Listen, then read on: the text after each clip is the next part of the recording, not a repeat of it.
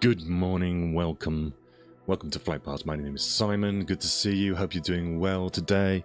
And today we will be looking at last the actual Battle of Waterloo, and we are talking about the 18th of June. So let me just update that date at the top, and there we go. It's the 18th of June and we're in Waterloo. So let's find Waterloo. We are in Microsoft Flight Simulator 2024. If you wish to join with me, you can find me on the Europe West server. I'm going to use we'll use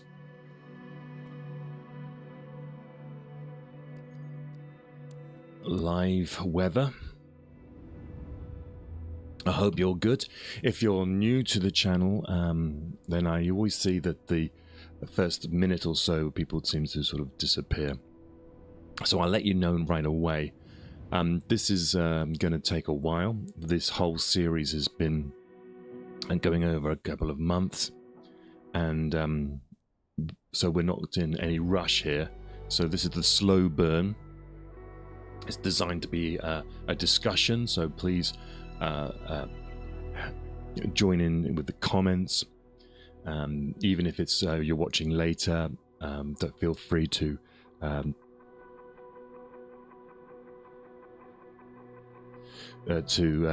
put your comments in. Now, the other thing that people might not like is that I fly live, I talk live. There's no edits and there's no cuts.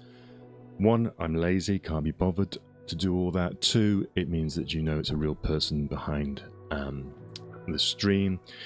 Three, it's not that I'm going to be right all the time, so I want you to jump in if I have been wrong about something, or my flying's terrible, or whatever it is. It's a community thing. And yes, we have done a series on D-Day, and we've done a series on Waterloo, and we will probably go back to these subjects in the future if the channel takes off. But it will only take off, of course, if you engage and like, subscribe, and all that sort of stuff. We're in the Huey, and we are over South Belgium. We usually crash at this point, so it's something normal. Please don't be frightened. Just sort out my gyroscope. And we are here. This is the battlefield of Waterloo. And hopefully you've been following along up to this point. And we left the last stream. We've just Wellington has retreated here on the 17th of June from Quatre Bras. There's been a massive thunderstorm, rain, and he's brought his army up to this ridge here. You say, what ridge? Well, there is actually a ridge here. It's been lessened by that horrible monument just there to the Prince Orange, but where this road is here is essentially the top of the ridge. This road was known as it was like a sunken lane, ran along the top of the this ridge, which they called the ridge of Mont Saint Jean. And Mont Saint Jean is the village just here on the right hand side.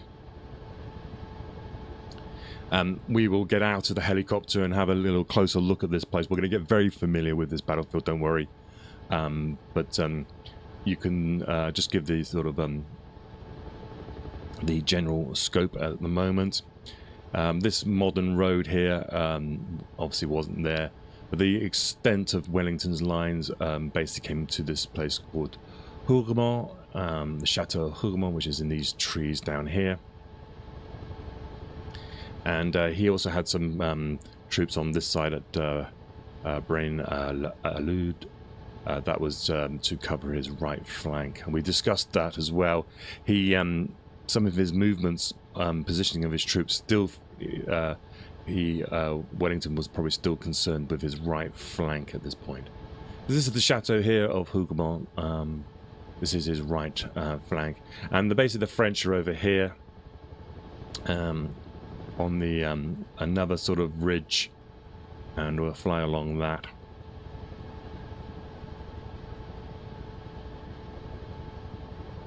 And so he's pulled back here basically to he's had to pull back from Quatre Bras because, as we said, we saw the Prussians have been knocked back at Ligny, and nice how the Prussian chief of staff has ordered his troops over to Wavre, which is one of these places over here.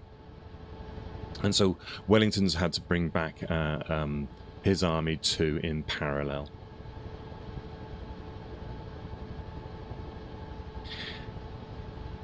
And he arrives here on the 17th, evening of the 17th, and he's pursued by the French. Napoleon and Ney's forces are coming up here. Now, yesterday we talked about this place. There's a place called La Maison du Roi, which I believe is here. And then there's this farmhouse, and I was trying to remember the name in the last stream. And of course, it escapes me, but that's what live streaming does to you. It's Le Caillou is the place, and essentially it's I believe it's this place here, which was so what we're looking at here might actually be a good place for a short video clip for the YouTube short people. But this here is the last headquarters of Napoleon ever.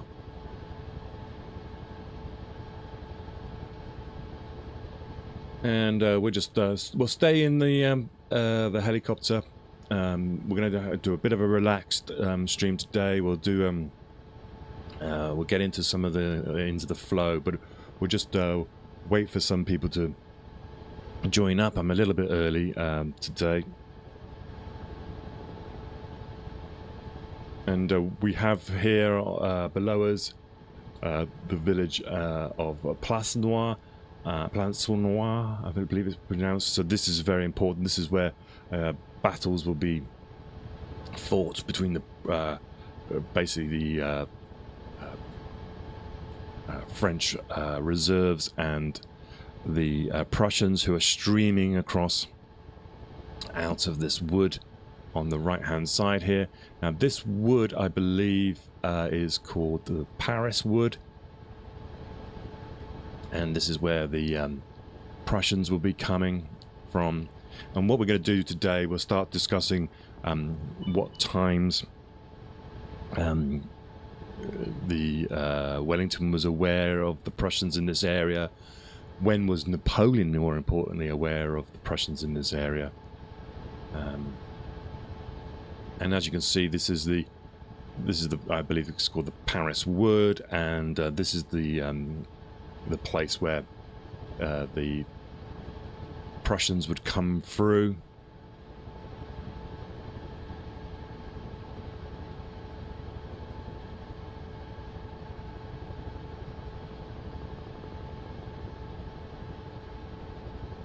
On their way from Wavre. Let's see if I can bring up the map here.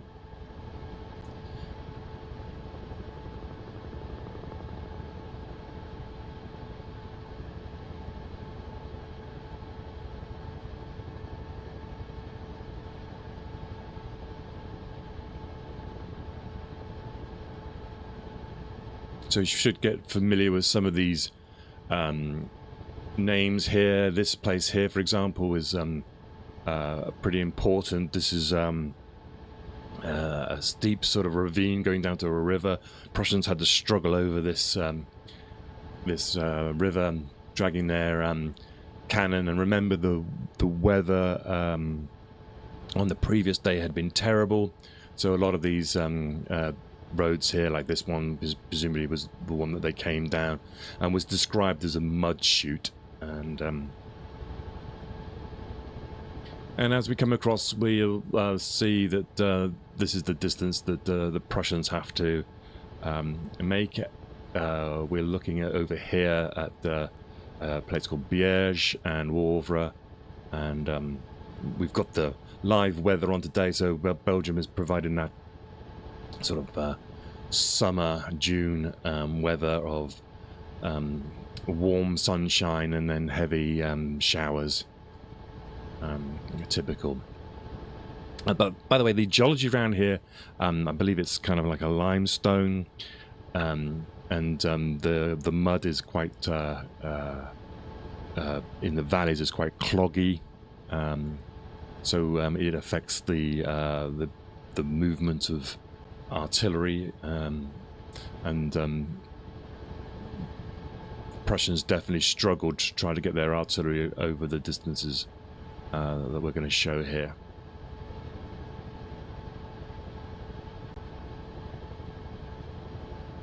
So we'll just poodle over here to Wavre, and we'll circle back again.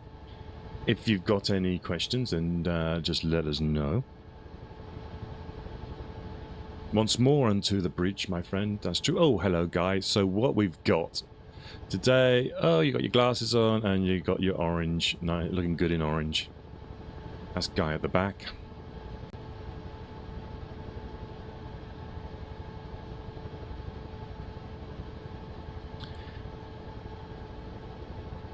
So what I've decided, what the intention of the channel is to use Flight Simulator, have a bit of fun, look at some history, and because using the helicopter as well, I like the sort of pace of the helicopter. It means that we get a good sense of the distances involved, allows us to get down low and see nap of the earth sort of stuff. But also with Flight Simulator, we can jump out. Some people say, well, why don't you use Google Earth? Well, you know, Google Earth's not got a helicopter. It's quite simple, isn't it? Also, you know, you need a unique selling point. And so here we are. This is Wavre. Biège, by the way, is the place where the first corps of Zieten is bivouacked for the evening of the 17th. And this is where the Prussian army has got to, and we've followed the story of the Prussian retreat before. And what I was thinking of doing for the actual Waterloo, the 18th of June, is we'll do it in chronological order, and we'll try to understand the whole thing. Lots of the times, the story of Waterloo is always about the Wellington on the ridge and the French attacks there. But I think it's important to understand the context of the Prussian position and the influence they had even before they arrived on the battlefield. And so we'll be flying backwards and forwards, looking at that. So this is Wavre. Let's spin back round and we'll head back, and this will give you the sort of the idea distances that was involved. And it basically essentially meant that with the promise of the Prussian corps, at least one corps coming to Wellington's support, Wellington was or felt confident to that his army could hold out for probably about 4 hours. He wouldn't expect a corps to arrive on the battlefield until late afternoon, so he knew essentially the time that he needed to hold out on.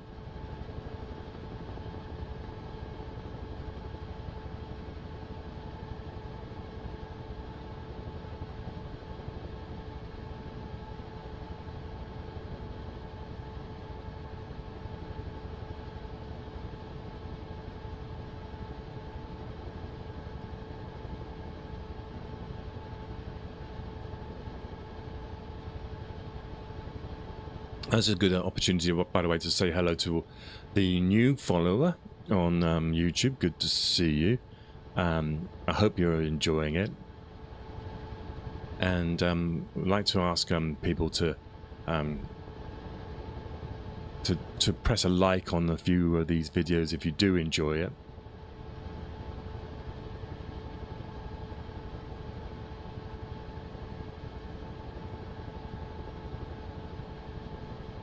Now, the Battle of Waterloo is very close to my heart.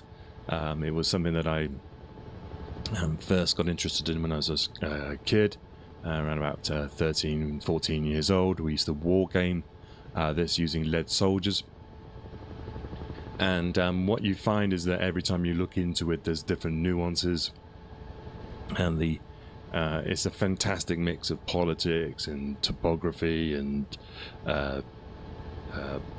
egos and history, the whole sort of thing. And the most important thing about this battle to me, I think, it's one of the few, one of the last times that generals would be on the same battlefield together, looking at each other and resolving a battle on the same day. Now, we left yesterday, as I say, with Napoleon chasing Wellington back to the position of Mont Saint-Jean, and we're just coming across here. We're coming across from Wavre now towards Mont Saint-Jean, showing you the distances that the Prussians would have to take to get to Wellington, and this influences the reason for Wellington actually receiving a battle here. He had said to his Prussian liaison officer Mufflin, who passed on the message to Nassau in the morning of the 17th, to say that he was retreating to the ridge at Mont Saint-Jean, and that if the Prussians could come to his support with at least one corps, he will probably face Napoleon there. If not, he was going to pull all the way back to Antwerp. And so on that, let's just jump out and look at the map so that you can see where we are. We began our journey right down there at the number 1 position, which was Elbe, and you can go back and you can fly with me. We've gone all the way from Elbe. We went to this bay here called the Gulf Juan, and from there we moved up into the mountains and across via Digne, Sisteron, Gap, and we eventually ended up in Grenoble, and then we followed Napoleon Lyon, and then Auxerre, which is here, and then into Paris. And then we've then gone from Paris. We've now come up to the border, and you can find all this in this playlist that we've got at the moment. And we come up. We've had the battles of Ligny, which is where this number 4 is, and Quatre Bras number 3, and in the last stream, we retired back with Wellington from Quatre Bras here at number 3 through Genappe, and we got to this ridge here at Braine-le-Comte. Braine-l'Alleud. Now, Wellington had sent a message to Blucher, and when we say Blucher, we mean Nassau as well, his chief of staff, and they're at Wavre. So they got knocked back from Ligny, and what the best decision of the war or this campaign was that Nassau, in the heat of the moment, at the end of the day of the 16th of June at Ligny, when the Prussians had been defeated, well, they had been, their centre had been punched out here at Ligny with the guard coming through, rather than trying to retreat back on his supply lines, which would have led through Namur and then eventually up to Liège. He sends out his staff to stop the troops from moving east, and then decides to get control of his escaping troops and concentrate them around Wavre. And what happens basically is he has all 4 corps of his army end up concentrated around Wavre. and he had another corps. 3 of the corps fought at Ligny, and one of them was Boulou's corps, who arrived late. And Boulou would then arrive at a place called Dion-le-Mont on the 17th. Napoleon had sent Grouchy off to try and chase the Prussians, but for some reason they're very lethargic on the morning of the 17th. They have been marching for 2 days. There's rumours that Napoleon was ill. Eventually, he managed to get Grouchy to move off. He takes around about he takes 2 corps of his infantry, one under Gerard and one under Van Damme, and some cavalry, and they go chasing after the Prussians, but they don't know where they've gone. And because there's been some desertions heading towards Namur, around about 8,000, these are mistaken as a corps heading that way. And what it means is that on the evening of the 17th, we find Grouchy's arrived at this place here called Saz-le-Walhain. Why here? Well, because he's still not sure where the Prussians are going, and he wants to give himself the opportunity to either move south or to move north. Eventually he works out that they've gone north, and so Grouchy will then come up here to towards Wavre, but it's too late. He's now on the wrong side of the Prussians in regard to Napoleon. And he made the mistake at Gembloux, where he should have gone north there, but he didn't. He actually decided to bivouac up here. And so he ends up being at least 20 kilometers away from Napoleon at Waterloo. So where are we right now? Well, we're kind of in the middle here. We're just flying probably just to the south of this place called Lasnay, and this is the sort of route that the Prussians are coming, and we're going to see the sort of decisions that the Prussians have made. Wellington wants some of them to come to him on the ridge at Mont Saint Jean, and otherwise he wants them to attack Napoleon's flank at Plance Noir. So we're around, probably we'll get back in the helicopter now. We're around this area here, and we'll fly back now to the battlefield of Waterloo. That is the brief summation, and when we get back, we'll take a break. Oh, Aurel, thank you. Thank you. Now, so here we are. This is, you can see here, this is Lasnay. And this is going to be an important valley. It's one of the last obstacles that the Prussians have to tackle before they get onto the, I suppose you could call it the plateau of the battlefield of Waterloo. And it's so cool with the flight simulators that we can see then the difficulties that the Prussians faced during that day. We can also have a look at some of the decisions that Napoleon didn't make at this time, and how that impacted the battlefield. Okay, so Napoleon has begun to arrive on this battlefield up here. It was around about the 6:30 on the 17th of June, and this is when he has some cavalry vanguard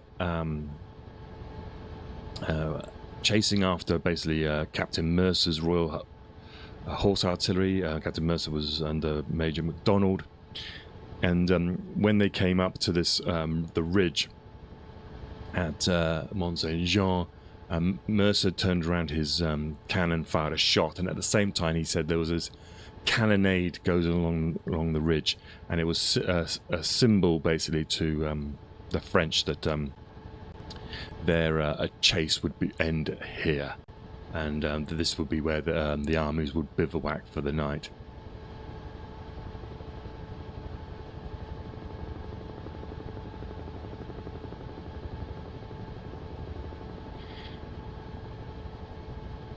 there's supposed to have been a little bit of a sort of a to and fro with the artillery. It was, I think it's where Napoleon wanted to fire up at the ridge and see what the response was. And he gets this sort of large response back from the Wellington's line, and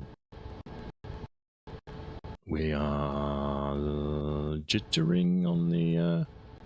come on. We've had an update recently, I'm sure. This doesn't sound good.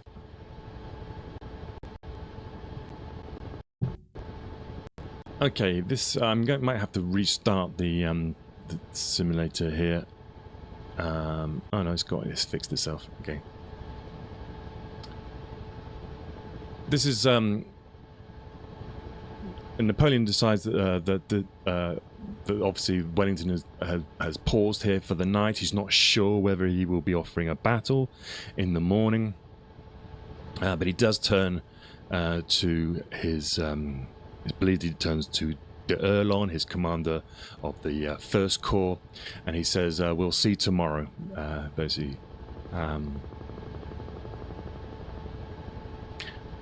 D'Erlon has asked when Napoleon basically what is our intentions, and Napoleon says we'll see tomorrow what happens. But he does note that Wellington has got his back to the wood. It's called the Bois de Seigne, and it means that he thinks that Wellington has got put himself into a weak position. The battlefield of Waterloo itself is very, very subtle. We talk about ridges and valleys, but it's very subtle. You have to be down on the ground, and we will get down on the ground and have a look at different positions. And from if we just pause here and jump out, because we can. If we go to where we believe Napoleon could see. If you come down somewhere here, you can see basically how subtle this battlefield is. Remember that big pile of soil over there would actually be stretched along a little bit, so the ridge would be a little bit more pronounced over there. So Napoleon can see the wood behind Wellington. He knows that there's a slope here, and it's a very clever battlefield, and I think we should give credit to Wellington's Signal Corps. This has been surveyed in 1814 as a possible site. This is why I think Wellington was happy to retreat back to here. I think he appreciated this as a good place to stand. It's one of those ones where you can trap an attacker into thinking that they've got the advantage when actually it's actually not as advantageous as you'd expect. All right, let's take a break. So if you're new to the channel, what we do is I'll break it up every sort of 20 minutes so that I can chop it up and put it onto YouTube in little short chunks. But I'm only going to be going away for a couple of minutes, and I'll be back, and we will continue looking at probably some of the dispositions of the troops around the battlefield on the evening of the 17th and the 18th of June. So I'll see you in a moment.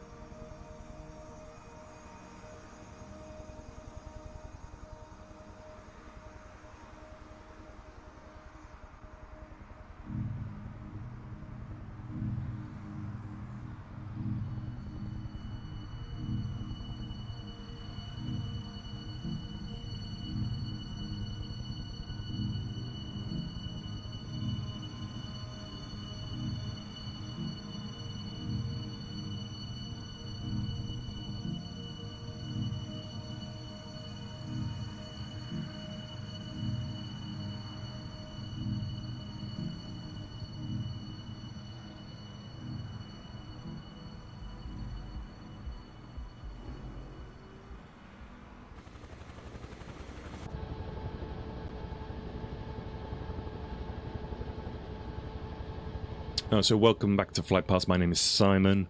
We are currently flying over the battlefield of Waterloo, and we are looking at essentially the evening now of the 17th of June, so it's the eve of the battle. We've had Captain Mercer, bring his horse artillery up onto the ridge, and there's been a sort of a backwards and forwards artillery barrage. They're just testing each other to see if this is where they're going to stand for the night. And Mercer, he gets up to this ridge. He says at the time, when he turns round, he looks back and he says he could see Napoleon here, just to the side of this place called La Belle Alliance. And Napoleon was basically testing the Wellington to see if he would hold his position at this point. And when he was satisfied that he was, then he ordered the army to bivouac for the night.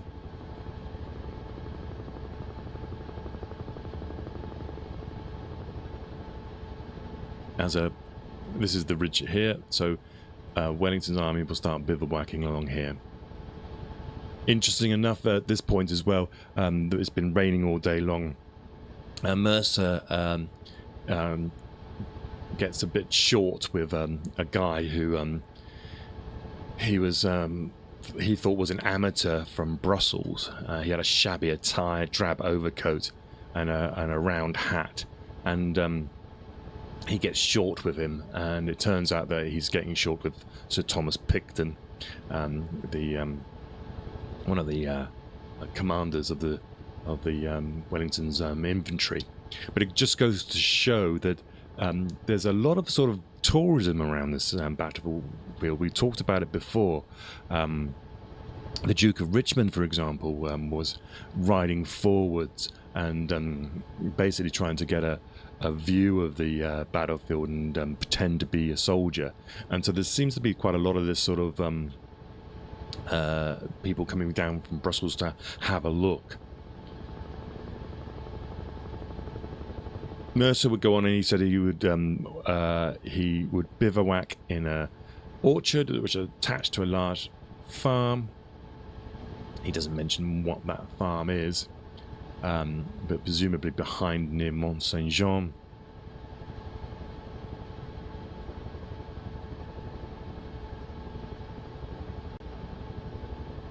They were getting, they were sending for ammunition from Brussels to be brought forward.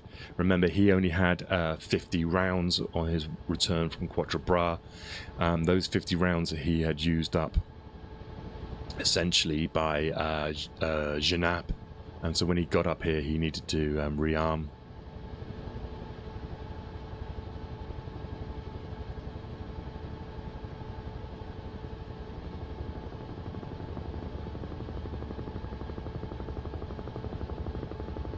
He talks about making a fire and sitting around smoking, though it was all raining. There was a lot of sounds of musket fire going on, and this wasn't actual fighting. This was they were discharging their weapons, trying to clean their guns and not have powder in the pans. And he says at this point the troop he was with were in agreement that this was just going to be a pause on the continued retreat. And remember, Wellington had said to the Prussians, come to me at this ridge here. Come to me here if you've got, if you can, with a corps of at least of your troops. Otherwise, he was going to pull back, probably on the 18th, And when he said he was going to pull back, he was not going to stop at Brussels. Presumably, there was no convenient battlefield or defensive position between Waterloo and Brussels. There was a wood essentially in his way. I don't think city fighting was conducive for Napoleonic type of warfare. It was hard to keep control of troops. It was hard to organize cavalry. So his actual target, if he couldn't stand here, was actually to come back to the fortified port of Antwerp. What that would have meant for the Prussians, we don't know, but this is a sort of classic sort of maneuver that Wellington did. Saw it a lot in the peninsula. He would pull back to Lisbon when he didn't have an advantage, and so he was going to do the same thing here if he didn't stand.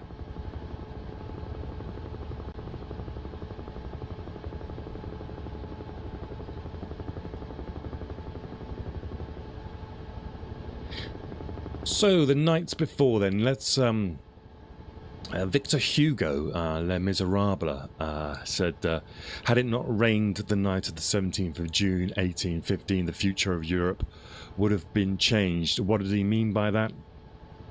Well, we talked about the geology here. It's kind of like you think of the Somme, think of the sort of clinging mud. It's like a limestone, but the valleys has quite a clingy mud to it. And because it rains so much, what it essentially means is that the French couldn't attack this position until the ground had begun to dry. And for Wellington, those hours where Napoleon couldn't attack were critical in the final scheme of things.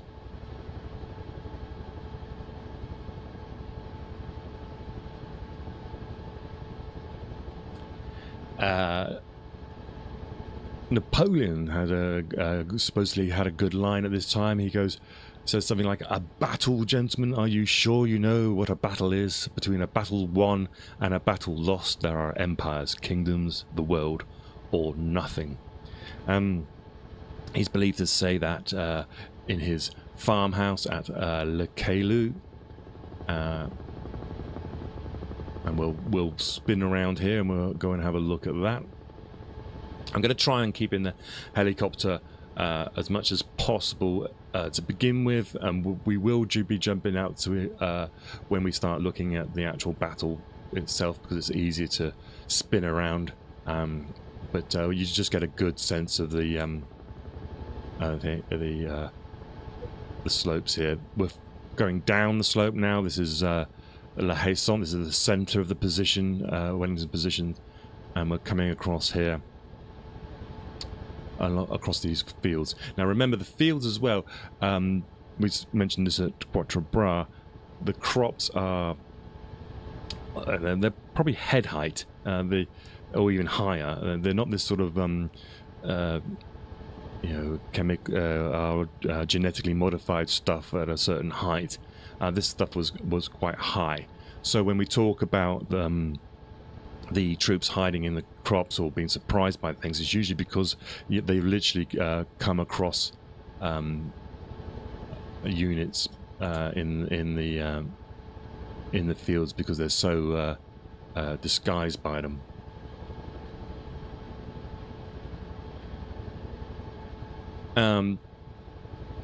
Talking about the flattened corn and the bivouac conditions, well, you can imagine what it was like if you've ever been out in a field of corn. And they flatten the corn to try and make it to decrease the amount of mud. So they got a limited amount of comfort, but there was no real respite from the damp. Remember, these guys have now been fighting, or the French, they've been fighting from the 15th. They moved up from Paris over the weeks before. They then fought on the 15th. And they fought a major battle on the 16th. They then moved again on the 17th. And they're now been rained on as well. And then they're now going to be about the 4th day now out in the field, trying to scrape together their supplies. The French, particularly, their supply wagons weren't reliable, so there was a lot of foraging going on out here.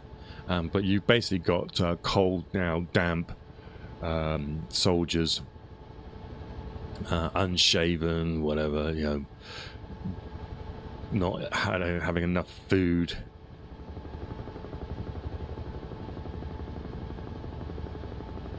There was poor latrine discipline is reported as well. The air becomes quite fetid quite quickly. This, we're going back over, this is Le Calo down here, just below us now. So that was where Napoleon would spend the night.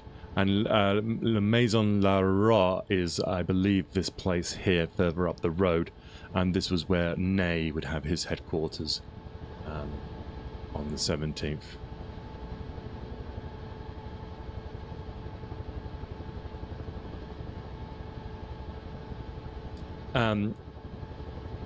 We're just going to dot this sort of history with these little sort of quotes and things so you can get the sense of the feeling that was going on. There's a guy called Captain Werner, and he reported he was a member of the 7th Hussars, and he spent his whole night, he said, in the saddle, and he was covering the Allied right wing, so he was over possibly somewhere in this area here.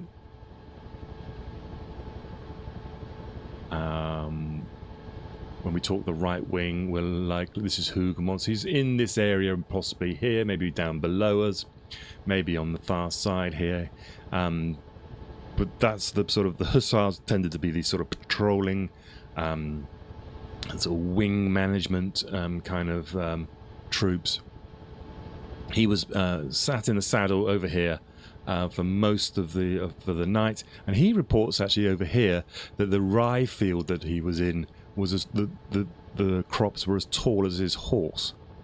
So that gives you an idea of the height of the crops.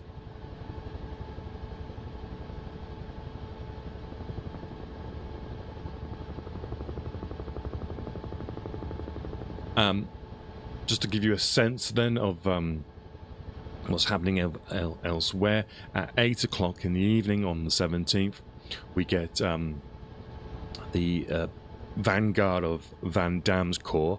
He's arriving at Gembloux, which was... let me just pause here and grab the map. So at the same time as Napoleon is coming here, and arriving at number 6 here, the head of Vanguard's corps is arriving at Gembloux. So they haven't gone very far from Ligny.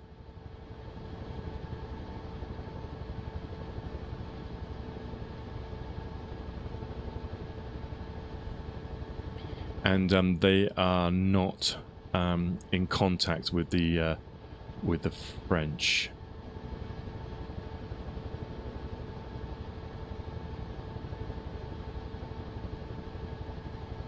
So we can see that in a certain sense, you've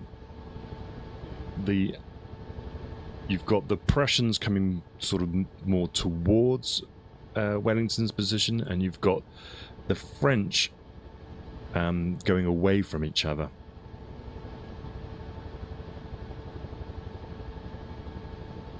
And that's at 8 o'clock.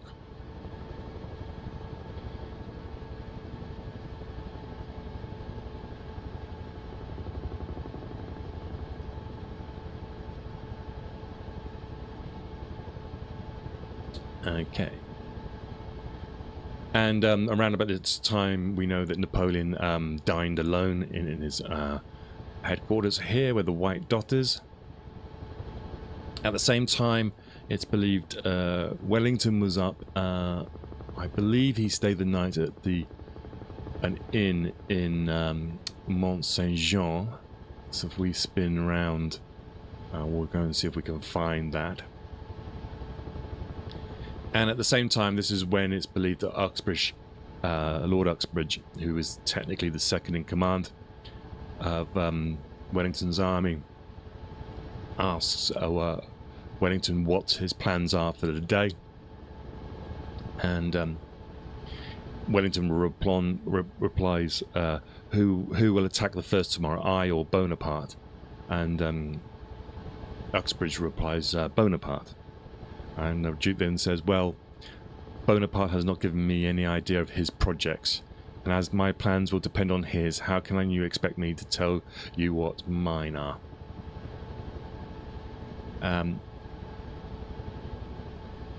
Now, I'll come back to this in a second, but he thinks, he probably then says he thinks he's gone too far, and he adds on to this, there is one thing certain, Uxbridge, that is that whatever happens, you and I will do our duty, possibly. Again, that kind of language, that added on bit there, suggests that it was maybe done after the event. It's trying to add on that sort of Nelson's, England expects every man to do his duty sort of stuff. And you've got to remember as well that I think there's a little bit of beef between Uxbridge and Wellington. I can't know. Correct me if I'm wrong. I think Uxbridge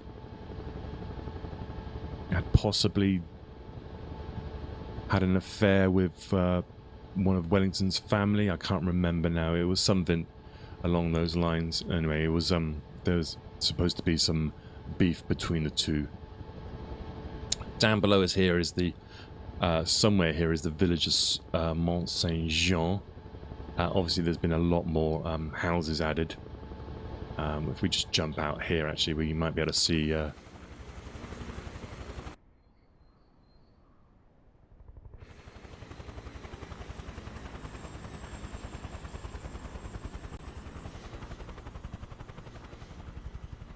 Where it's likely to be. Usually a church is a good sign that that's the old part. You notice here, this is actually photogrammic imagery.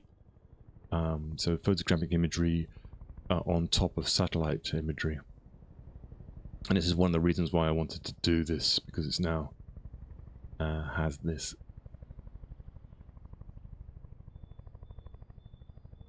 I can't really see where the modern separates from the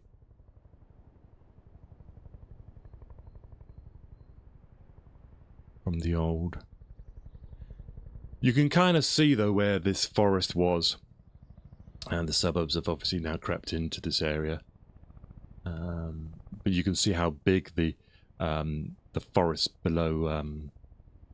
You can see in the distance there. Brussels, so you can see the sort of extent of this forest, and of course trying to retreat through a forest would be difficult because you're concentrating onto the roads, and that can cause a lot of jams. So that gave Napoleon confidence that he would accept a battle if it was going to happen, because it would probably add to the defeat. Now, we do know that there was a fork in the road here. One would go down that way, and that was probably where...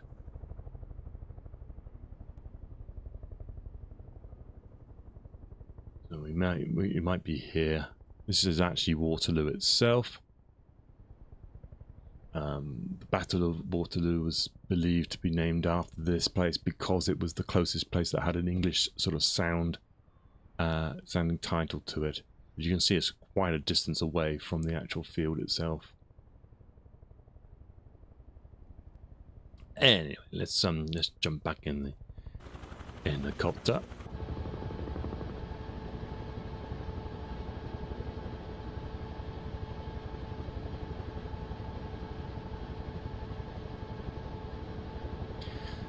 So Uxbridge was He was the second in command of the British Army. He had never fought under the command of Wellington, and Wellington was forced to have him as second in command by the Minister of War. He was basically one of Prince Regent's favourites. That's it. He had actually run off with Lady Charlotte Wellesley. Now, Lady Charlotte Wellesley was the Duke's brother's wife, mother to his 4 children. So he'd actually sort of been, I don't know, running off with is the right term, but being with this married woman. Uxbridge himself had already had about had 8 children with his wife, and he would eventually, though, marry Lady Charlotte. But he had to wait and suffer the hesitation and gossip and double divorce, a duel even, and the birth of an illegitimate daughter. So there's a story there in itself, Lord Uxbridge. He was also it was believed he was unpopular with his officers. There's a guy from the 10th Hussars. His name was Shakespeare, believe it or not, and he spent the evening before the battle reflecting on his lordship's errors up to that point and the likelihood he would make more during the subsequent battle. Tompkinson of the 16th Light Dragoons said of Uxbridge, he was too young a soldier to be much relied upon with a separate command.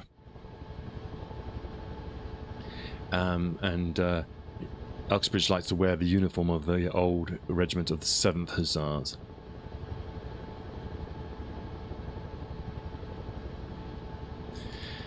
Right, we're getting to the end of this section, and I thought I'd leave it here, which is about 9 o'clock now on the 17th of June. And this is when Napoleon, who's set up in his headquarters at the farmhouse at Le Caillou, and we'll head there now.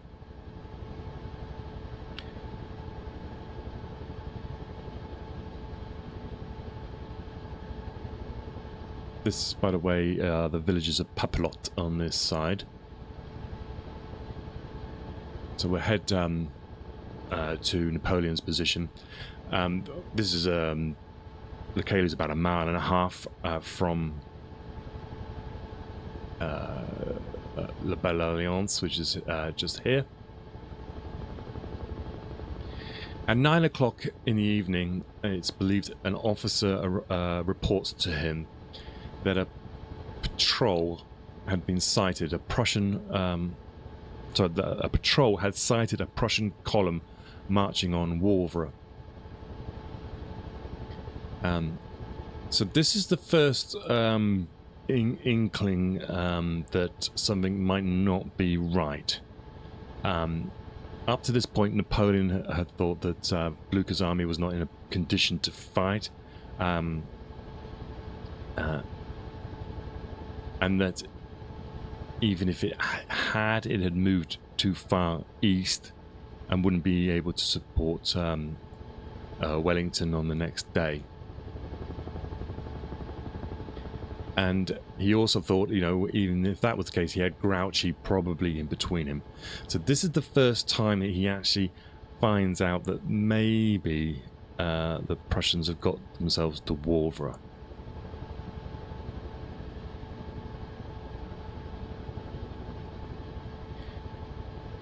Unlike at Ligny, where he went straight to bed and didn't write his orders, he always previously liked to write his orders just before he went to bed or late, very early in the morning, so that it got around to his officers early on. So he sends out his orders, dictating the order of battle that he expected them to form, and so that they can basically get an early start. He then writes a few letters to Paris where he's concerned about the political situation still. So you got to remember, in his head he's got this. This is Le Caillou, by the way. He's in his head. He's still got problems in Paris, and so he's kind of like thinking of home, thinking of Paris, thinking of the domestic side of things. He's got strategic thoughts, tactical thoughts to do, and so he's kind of got a lot going on in his head. Whereas Wellington has only got to think about the, at the moment, the tactical situation and nothing more.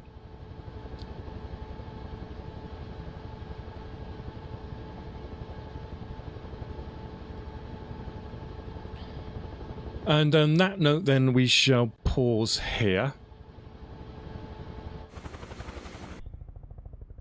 And what we've got to be very careful about with the Battle of Waterloo is concentrating on just Wellington's position here. We have to think of the battlefield as going all the way around here to this side. And with Napoleon back here, you then get a sense that of the actual sort of the look that he's looking at. He's looking at this kind of region. Now you can see how he wouldn't be so concerned maybe with his right flank on this side of this river, but here is a different matter. With news that there's possibly a corps arriving at Wavre, coming back from his patrols, this then is a situation where he's going to be concerned with the direction the troops of the Prussians come here. And if so, then you would expect him to know that this village here, Plain-sur-Noir, would be important position. But we know he does nothing to increase the defences of this side here. There's no preparations, there's no buildings, works, blockading, anything like that. And you can see that the this part of the battlefield essentially will lose him the battle. Right, so on that note then, I'm going to take a quick break for everybody watching on live. I will be back in a couple of minutes, and for all you people on YouTube, hello, thank you for watching. Please like, subscribe, hug, love, all the sort of usual stuff, and I'll be back in a second.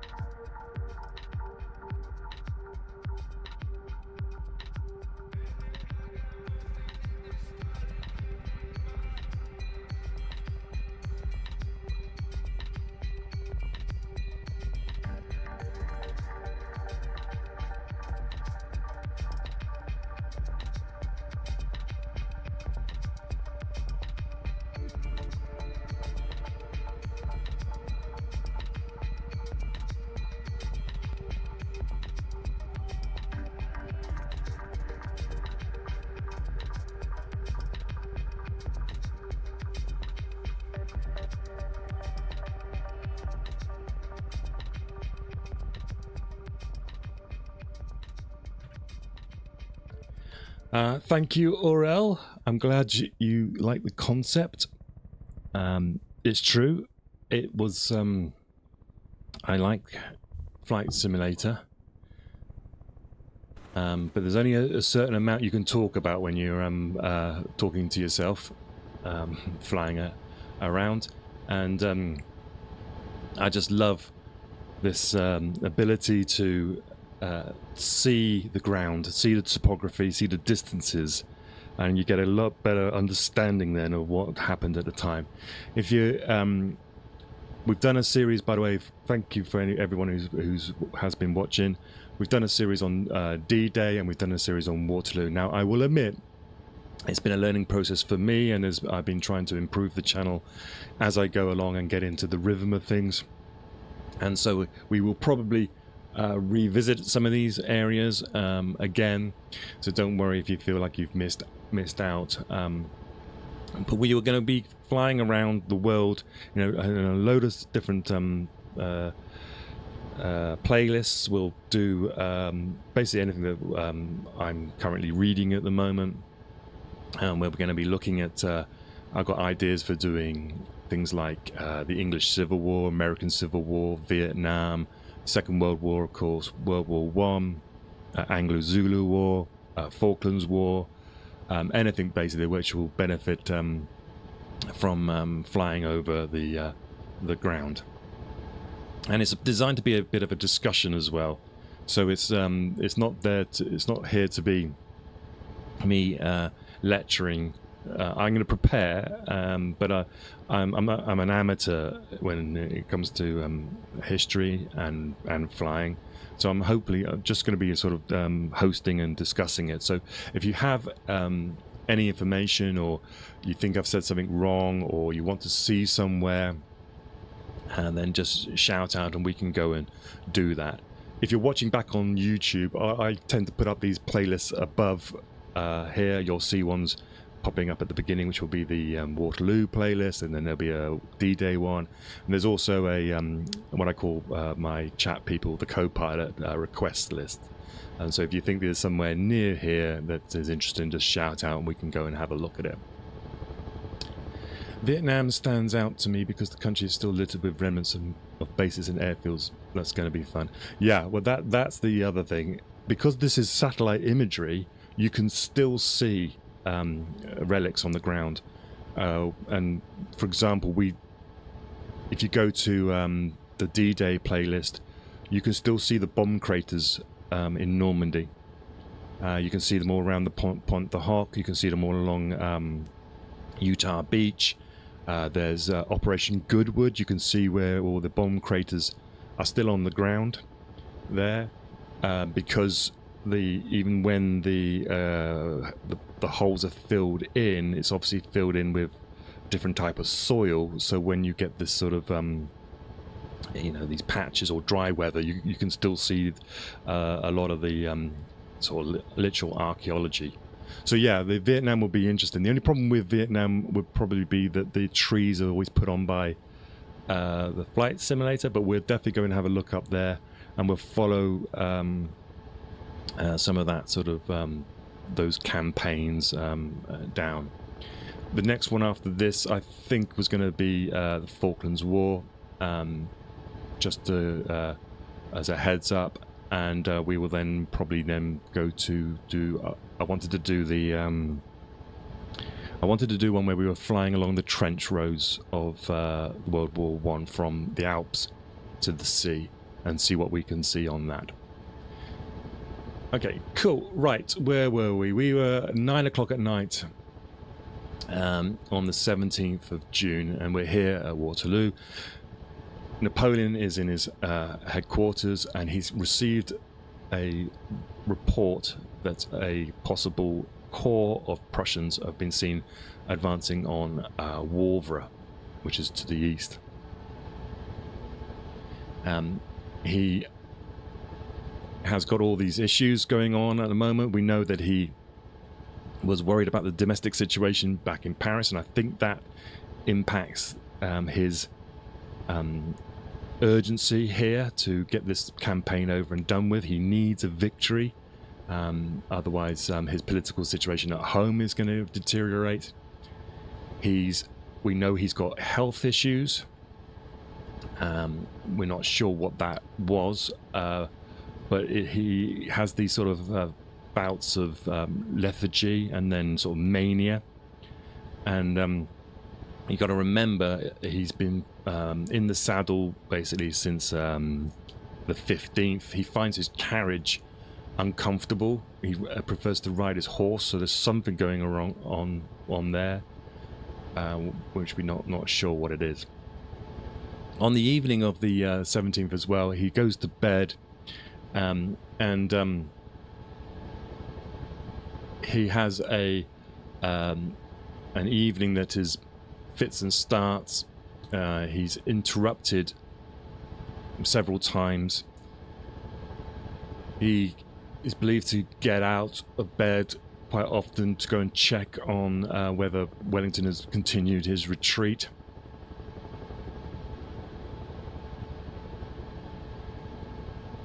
And in that sort of sense, you kind of feel that he's hoping that Wellington is continuing his retreat. I think what he's thinking now is that the Prussians have kind of hoodwinked him, and that actually he needs to pull Grouchy back towards him, and it would be better if Wellington pulled back.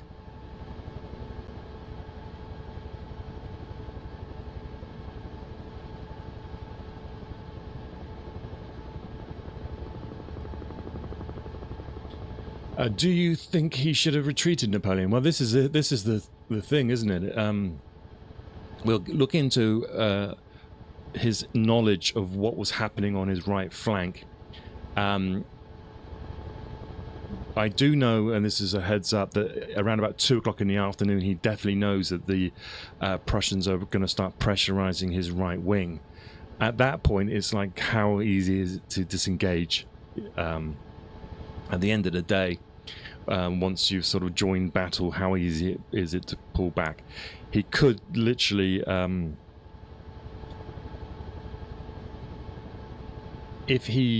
don't think it's in his nature, but what he should have done as soon as he did realize that Grouchy was not in a position to come to his aid, and that the Prussians and the Anglo-Dutch are going to join up, then, you know, he might have withdrawn back towards France, tried to go do a bit of a defensive maneuver, but I think he was the gambler and he just went for it. But thanks for that, guy.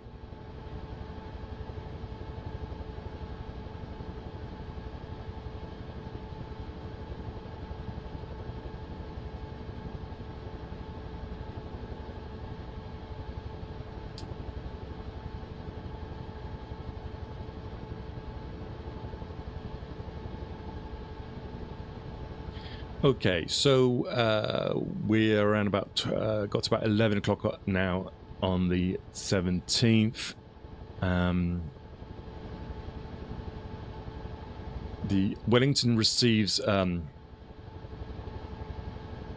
his message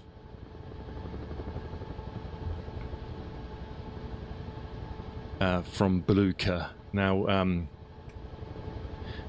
Gnazny was Blucher's chief of staff. He wasn't very... he was distrustful of Wellington, but he had ordered the retreat back to Wavre. And when the message arrived that Wellington would stand here, Blucher sends back his message saying that he would come to his aid. They needed to get their munitions sorted and resupply. And Blucher sends the message to Sir Henry Harding, who was Wellington's liaison officer with the Prussian staff. And he basically read that Gneisenau has given in and we are to march to join Wellington.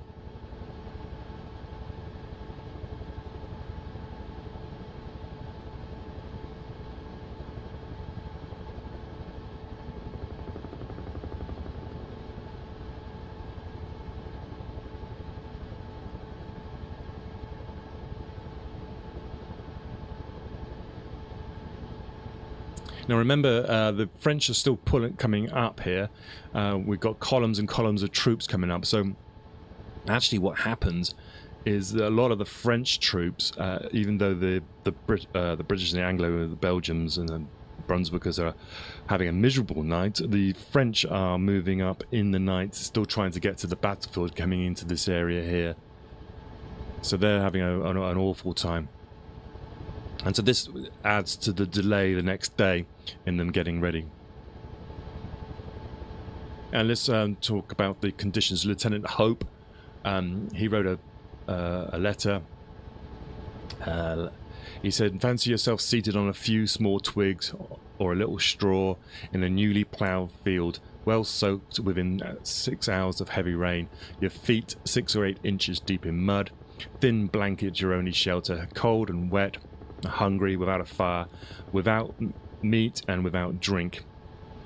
Imagine yourself placed in a situation and you will have a faint idea of what it was like to suffer on the night of the 17th and the morning of the 18th of June. So it sounds like Glastonbury, really, doesn't it?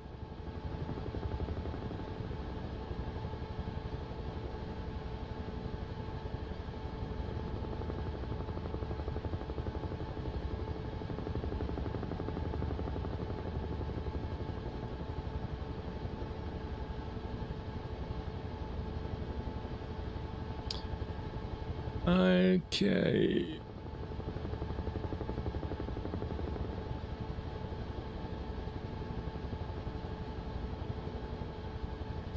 He's told as well, this is an interesting insight as well.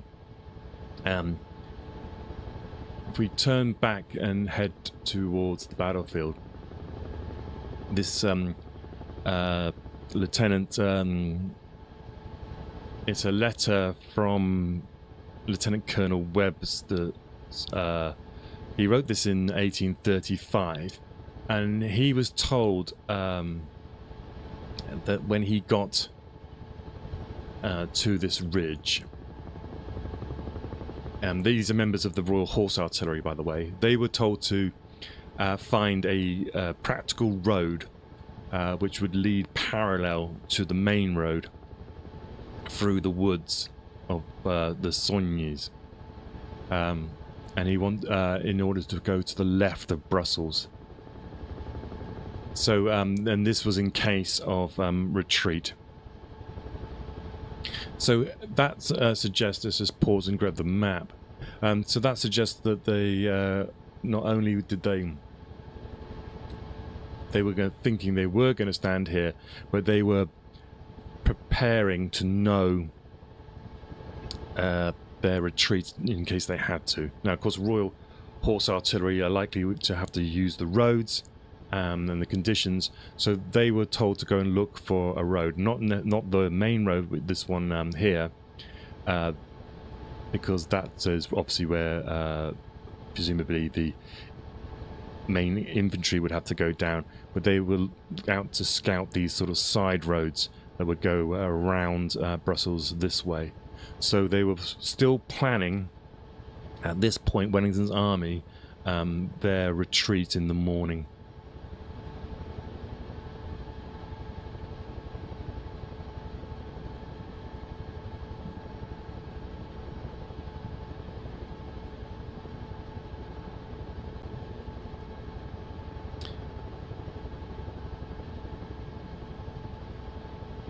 The letter carries on as well. They mention these woods behind here. So where my white dot is now, this is the Soignes wood, and they mention number of peasants, they call them, taking refuge in this wood.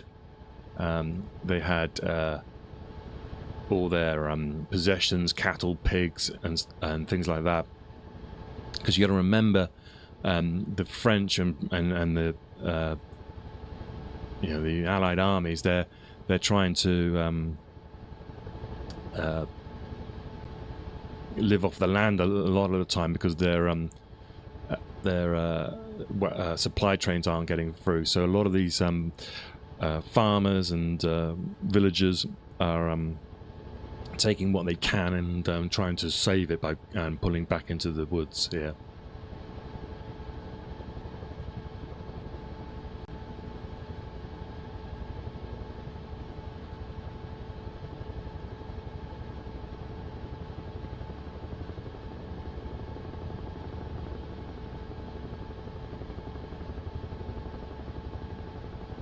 Let's pull around and look at the beginnings of the defensive position. We'll start on Hougoumont. Hougoumont is a farmhouse, sort of chateau, walled place over here where my white dot is right now. And this is on the evening of the 17th. Two light companies of the 1st Brigade occupy an orchard, and two light companies of the 2nd Brigade will occupy the farmhouse and the garden. In fact, what I'll do is we'll just pause here and jump out, and it'll probably be easier to... So we're talking about this place down here. This is the right flank of Wellington's position. This road would run... it's a sunken road, runs down here. And you've basically got this farmhouse chateau here. So what you had is where you see this area here was an orchard. And there's a wall that runs around it. You can see this wall here. Runs all the way down here. So that's where we're talking. So there was two light companies of the 1st Brigade that were in this orchard. And then there was two in the actual chateau itself. There's actually more buildings. There was buildings here which were destroyed in a fire, and this is a little chapel here. And there's a main gate is around about this end here, and we'll come to that. That's quite a famous scene. There was another gate at this side here, but this is the scene of a lot of fighting on the day. And before you see this strip of grass here, that was there. Then there was essentially where this field is here was all wood, and it extended this way. And you have the French coming from this side over here. So these companies are moving in, and they start preparing this position. And you'll find that the wall here, to get into, is it's a bit sensitive, but that you can just see it in here. They would put holes in the wall and have firing steps so that they can fire down. And if you ever watched, there's a Waterloo, I think it's called Waterloo Uncovered or something like that. They're an archaeological dig, and there's a charity, and they did a whole survey along this strip of land here, and they were finding all these musket balls, but essentially the French were coming through this wood, and then they're coming into this open space here, and they were fighting here.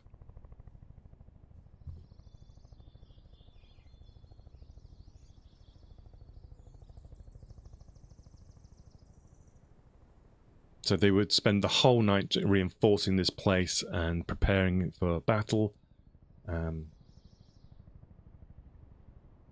They talk about that they had pickets here, and the French would bring up their advanced posts, basically coming along. And this is a letter from Captain Ellison of the 1st Foot Guards. He reported that whilst they were preparing this position, the French are basically coming up and having a look to see what they're doing. They weren't engaging at the time, and they're just scouting out the position and reporting back. He reports about the wood. The wood, so we're talking the wood, I think, is in this section here. These trees, by the way, you can see this one here is, I think it's an old elm tree. And these are the last few trees that are remaining of the original wood, which was in this area here. And they talk about this wood being, that it had no underwood. I'm not actually sure what an elm wood is like. I think it's basically because it's been copsed, it's been worked. So there's no underwood, and it was easily traversed by light infantry.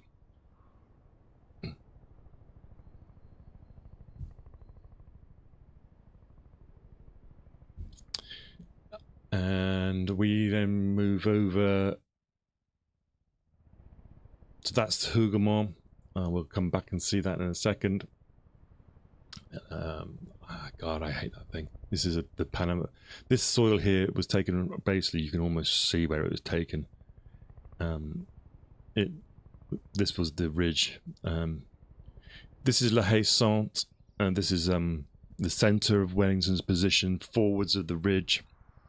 There's a load of light infantry placed here, and there it's important position because it stops the French artillery moving up close. This tree here, you can see this monument. These trees here, it was that this was a sand pit, they called it. It's like a quarry, and this was where the 95th Rifles of your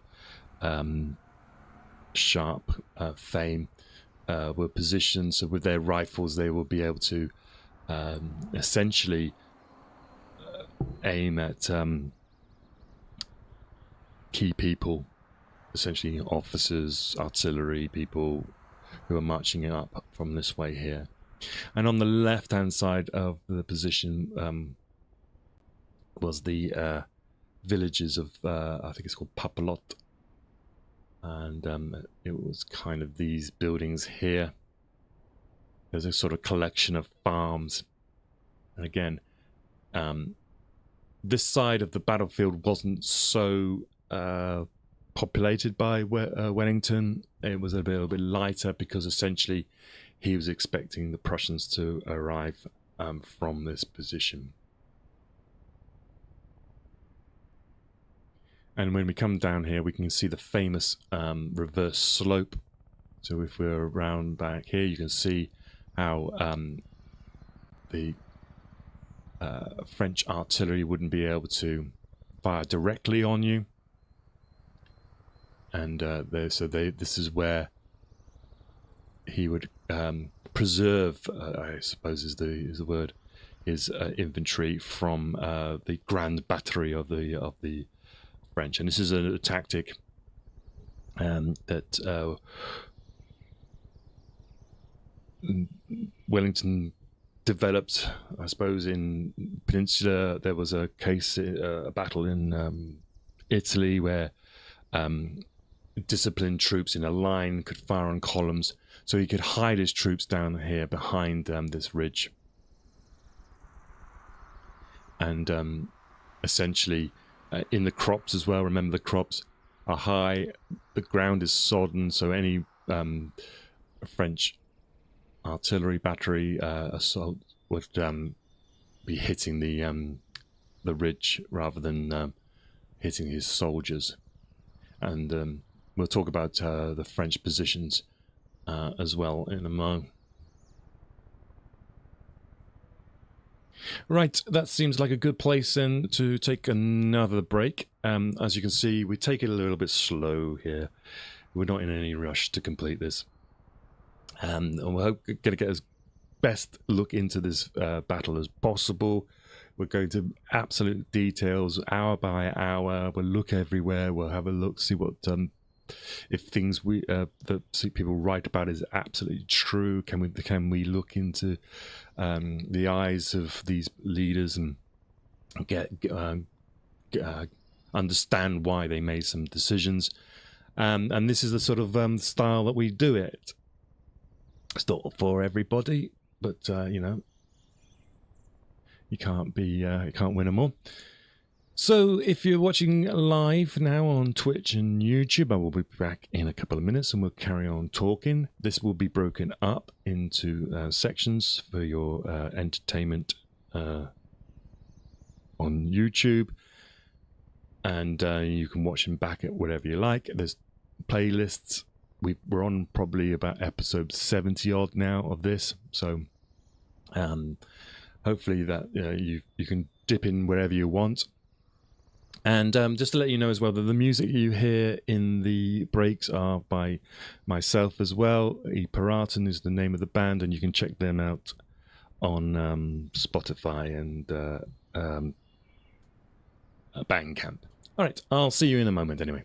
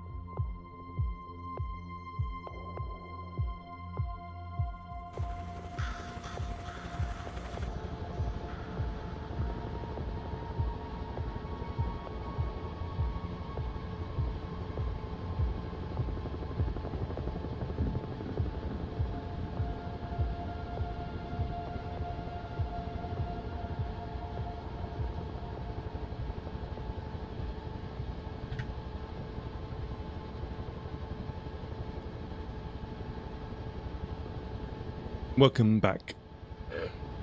This is Flight Pass. My name is Simon, and we have arrived over the battlefield of Waterloo. We made it. We're on, if you're watching on YouTube, we're probably somewhere like episode 70 odd. Welcome to everybody who's new. Just to let you know, I fly live and I talk live. There's no edits. There's no funny business. Basically, it's slow, it's deliberate, and you're there as my co-pilot. As you can see, a guy at the back there who is wearing a dashing, I think it's orange today, is liking it slow too. You're my co-pilot, so if I crash or get something wrong, say something wrong, then it's all your fault. I will take no responsibility at all. If you want to see something, then say. If you want me to go over anything, say. If you want me to explain something, say. If you think you know something more than I do, say. If you think I got something wrong, say. But it's not a lecture, it's a discussion, and everyone's welcome to an opinion.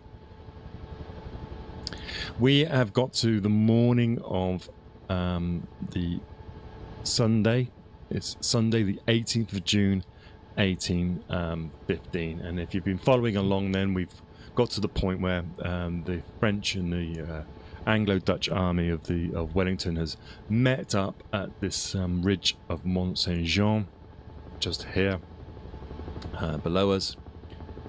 And news has come from the Prussians. Blücher has persuaded his chief of staff that going to Wellington's aid here in the morning would be the best thing for the Prussians to do. So Wellington said he would stand here if the Prussians came with at least one corps of troops. So that looks like that's going to happen. Napoleon, well, we know he's trying to defeat the two armies piecemeal, so he was hoping that he would be able to he thought he'd already defeated the Prussians and sent them back to Namur and Liège, and he was now going to try to do the same to Wellington, but things are not working out for him. There's been a number of issues involving poor decision-making, lethargy by both him and Ney. Grouchy's gone the wrong way, so he's now put himself on the... he's supposed to be keeping himself between Napoleon and the Prussians, but he's found himself on the other side now. The rain has come. The rain is meaning that this battlefield is not going to be fit for a battle. It's going to delay the start. And Napoleon, we know, has been having some health issues. He's been going from kind of a state of lethargy to almost mania. But he's also the head of state. He's got head of state worries. He's got this political situation in Paris is worrying him. So the evening of the Waterloo, he's writing letters back to Paris. He's also got the strategic point of view to look at, and even possibly like some of the tactical, the actual order of battle to worry about. So he's not getting a great night's sleep. He's worried about whether Wellington will pull back. He's trying to defeat him quickly. Now, we know Wellington was thinking that if he doesn't stand here, he's going straight back to Antwerp. He's not going to bother with Brussels. He's going to do his tactics that he did in the peninsula. He'll pull back to a port city, defend that city, and go from there. Time is on his hand, as it were. Whereas with Napoleon, he needs a victory. We're just going to start around here. This, by the way, for anyone joined today, is the farmhouse of Le Caillou. This is Napoleon's last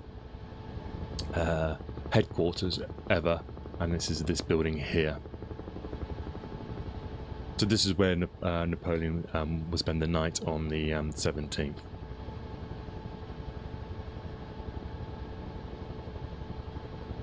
Right, Sunday the 18th anyway.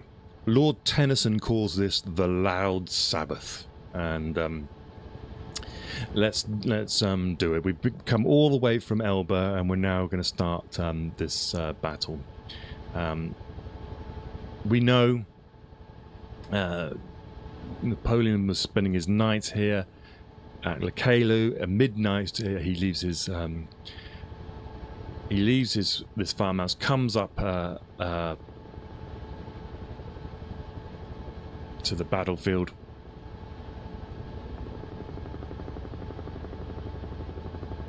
And he's interested in seeing essentially whether when there is any sign of retreat occurring on this ridge. He was even contemplating a night attack at this point, I think, if Wellington was trying to sneak off in the night.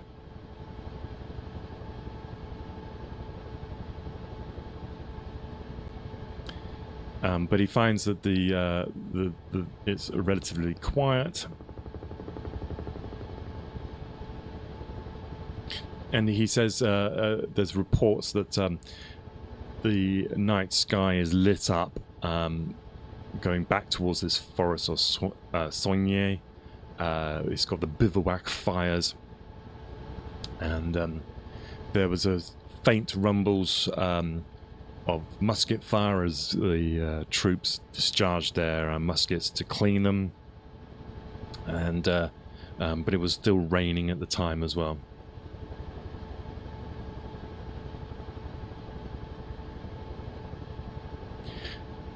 Remember, at this time,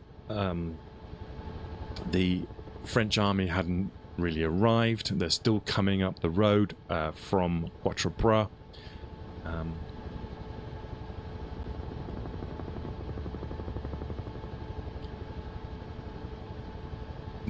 We're talking here about the corps of Lebau, Ryle, and Kellerman's horsemen.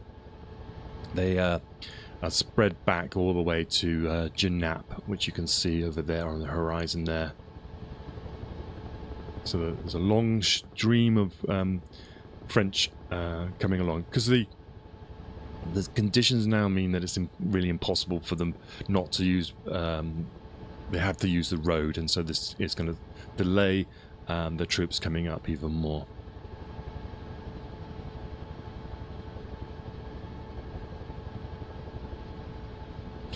So 2 o'clock in the morning, let's spin around. Wellington himself is at the inn in Waterloo. Now, even though this is called the Battle of Waterloo, the actual village of Waterloo is 3 miles to the north. Let's spin around. I think I said in the last part it was Mont Saint-Jean, so sorry about that. It's actually at Waterloo.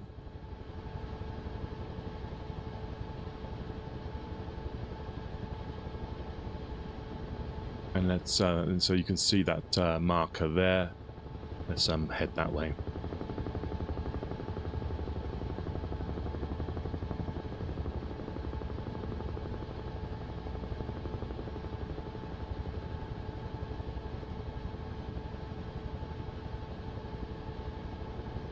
Of course, he's waiting at this time for news of the Prussians and whether they're going to come to his support. He rises early and writes a series of letters.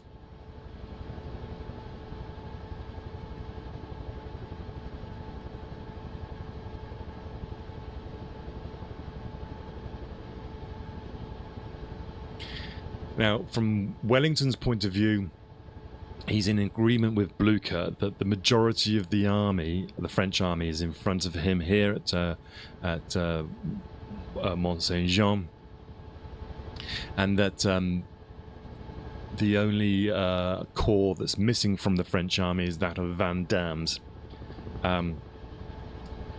They were incorrect in that assumption, because it was actually the corps of Vandam and Gerard's corps, with some cavalry that Grouchy was controlling. So Grouchy actually had a force that was considerably stronger than one corps, and it was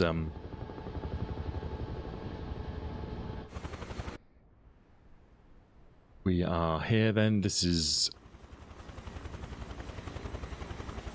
Waterloo. The church is usually a good sign that it's the old part.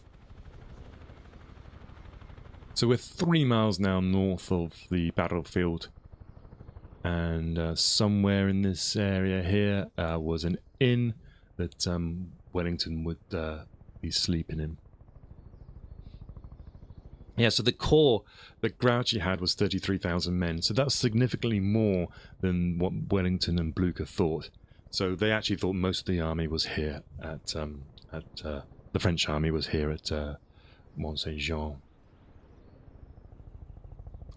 And it's at this place here then that a letter arrives. It's around about 2 a.m. It says, Bülow's corps will set off marching in your direction at daybreak tomorrow. It will be followed immediately by Purch's corps. And that Purch's corps is the 2nd corps, and also by the 1st corps. And they will be ready to proceed towards you. And And then it says something like, the exhaustion of my... This is Blucher, by the way. He said, the exhaustion of my troops, part of which have not yet arrived, does not allow my commencing my movements earlier. And so let's look at the quickly look at the map, so you get the situation. We are currently here at Waterloo, and this is where the Prussians are, Wavre. Now,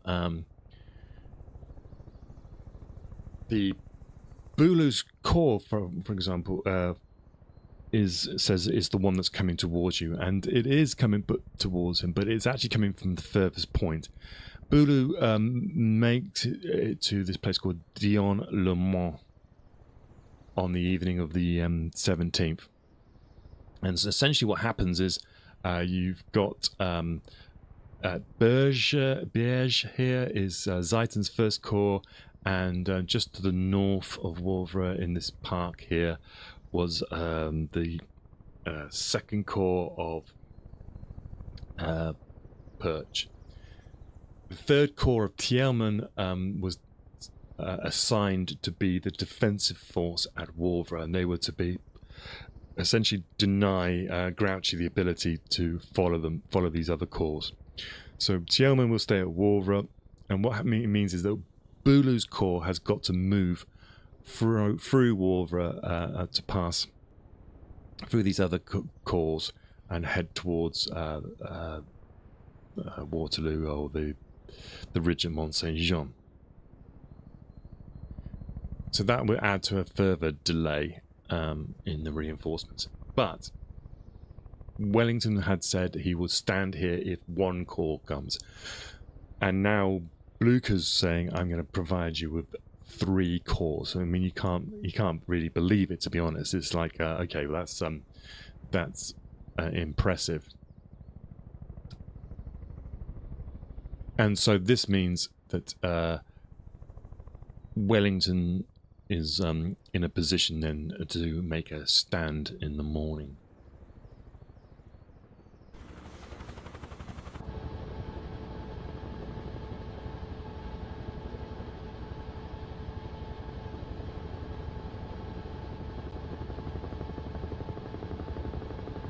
Oh. Blucher rhymes with languisher. Blucher. Thank you. I did not know that. Thank you very much. Blucher.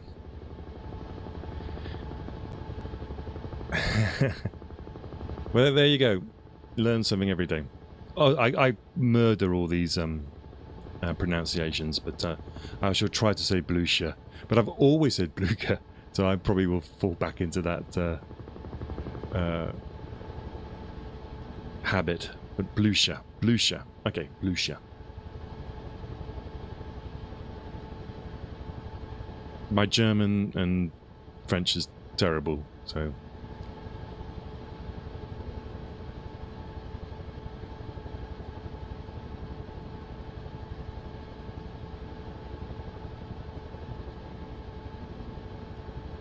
Right, what's happening then with Napoleon at this time? He's out inspecting the troops. Don't mention the war, no. Okay. Yeah, okay, I got away with it. He started it.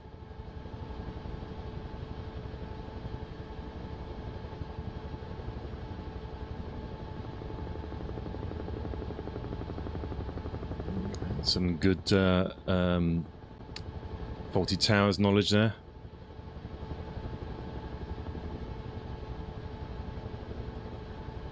So what's happening with Napoleon at this time? So he receives around about the same time a dispatch from Grouchy. I presume it is Grouchy. I'm going to say Grouchy. And he sends this dispatch. He sent the dispatch at 2 p.m. from Gembloux. Let's just pause there, and I will have another look at the map.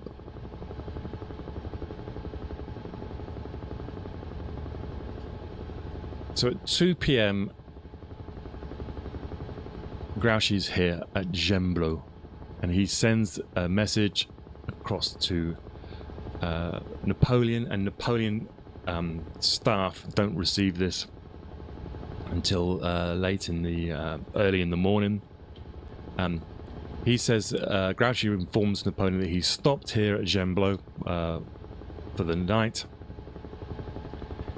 and he tells Napoleon that he believes the Prussians are withdrawing in two different directions. One part of the army is moving north to Wavre, and the other is heading to a place he says is called Perezes. Now, Perezes.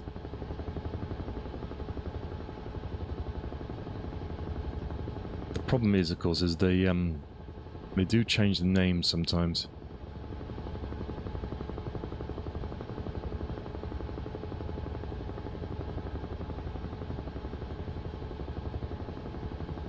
I'm assuming what he means by that is that they're going east.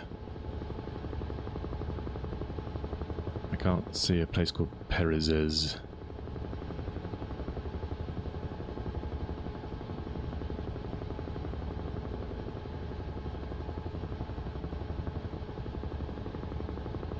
So we won't... I think he means that they're heading towards Namur. When he mentions this Perezes place, I think he means it's the troops, the 8,000 odd troops that deserted on the battlefield of Ligny.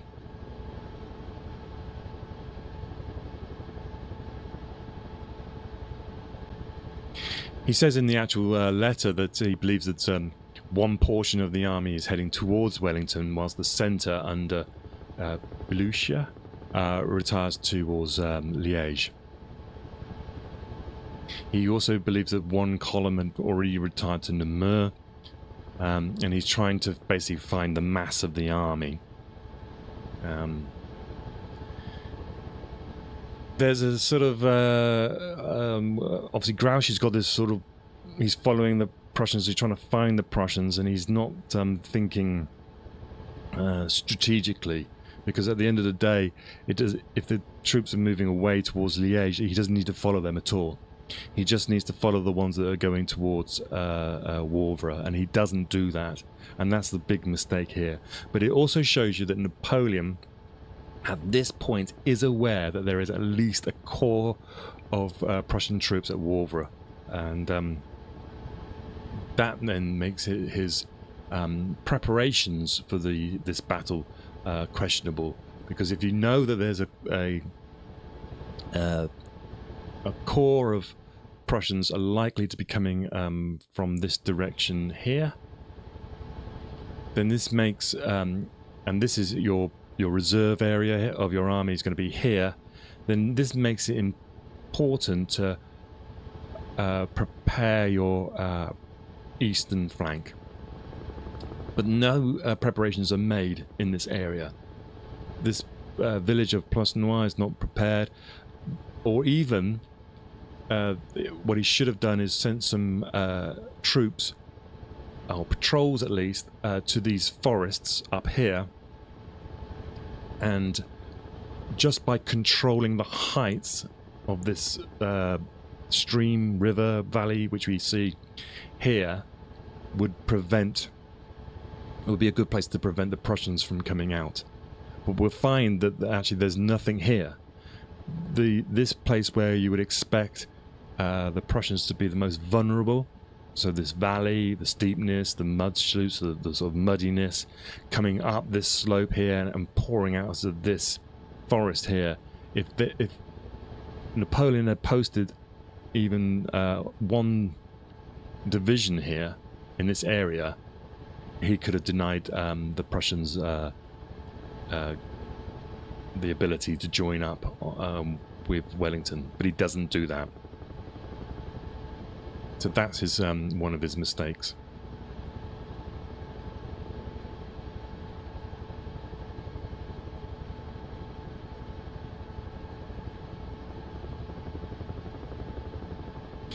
Now, it turns out that it's believed that Napoleon was out checking on his positions in the evening, and the staff actually just send back a message to Grouchy at this point with just duplicating previous orders. He's not Grouchy's not even notified of the strong possibility that Napoleon will be engaging Wellington at Mont Saint Jean, and he's not reminded that he should keep in contact. So again, there's a fate has spun its wheel, as it were, and Napoleon hasn't given Grouchy the sort of, the reminder of what his priorities are at this point.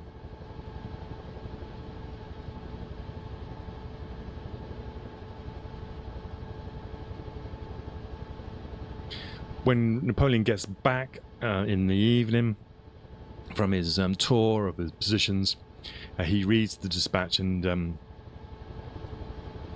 he sees nothing of any alarm. He doesn't send a reply to Grouchy not until around about 10 o'clock in the morning. So what we have then is a guy, Grouchy, who later on is the guy who's blamed for not marching to the sound of the guns, but he has no context of what those sound of the guns mean. He's not told that there will be an engagement here. He's not told of the significance of the engagement that might be occurring here. He's not given any heads up to us to stop following your ghosts towards the east. Follow the guide to Wavre, and if you have to, cross straight to me now.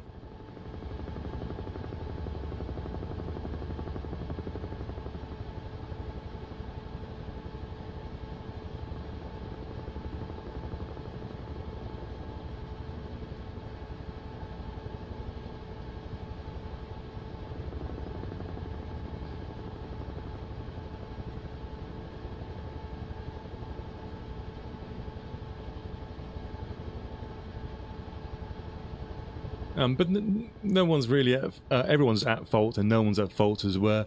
Grouchy was definitely again lethargic. He's on the right flank. He's not pursuing properly. He's not keeping in contact. He's not pressing the Prussians. He's not. He's doing nothing that's going to be of value to Napoleon at the moment, apart from being one massive like reconnaissance patrol.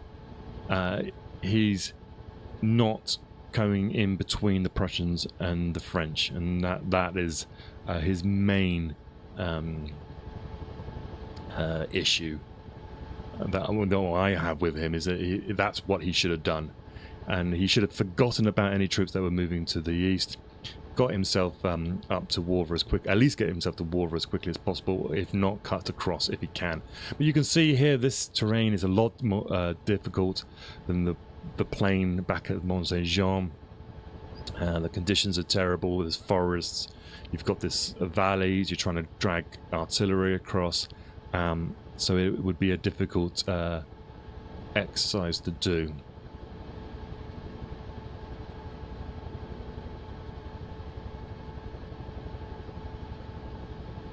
Right, I think that's a good point to grab a glass of water. We're going to stream for about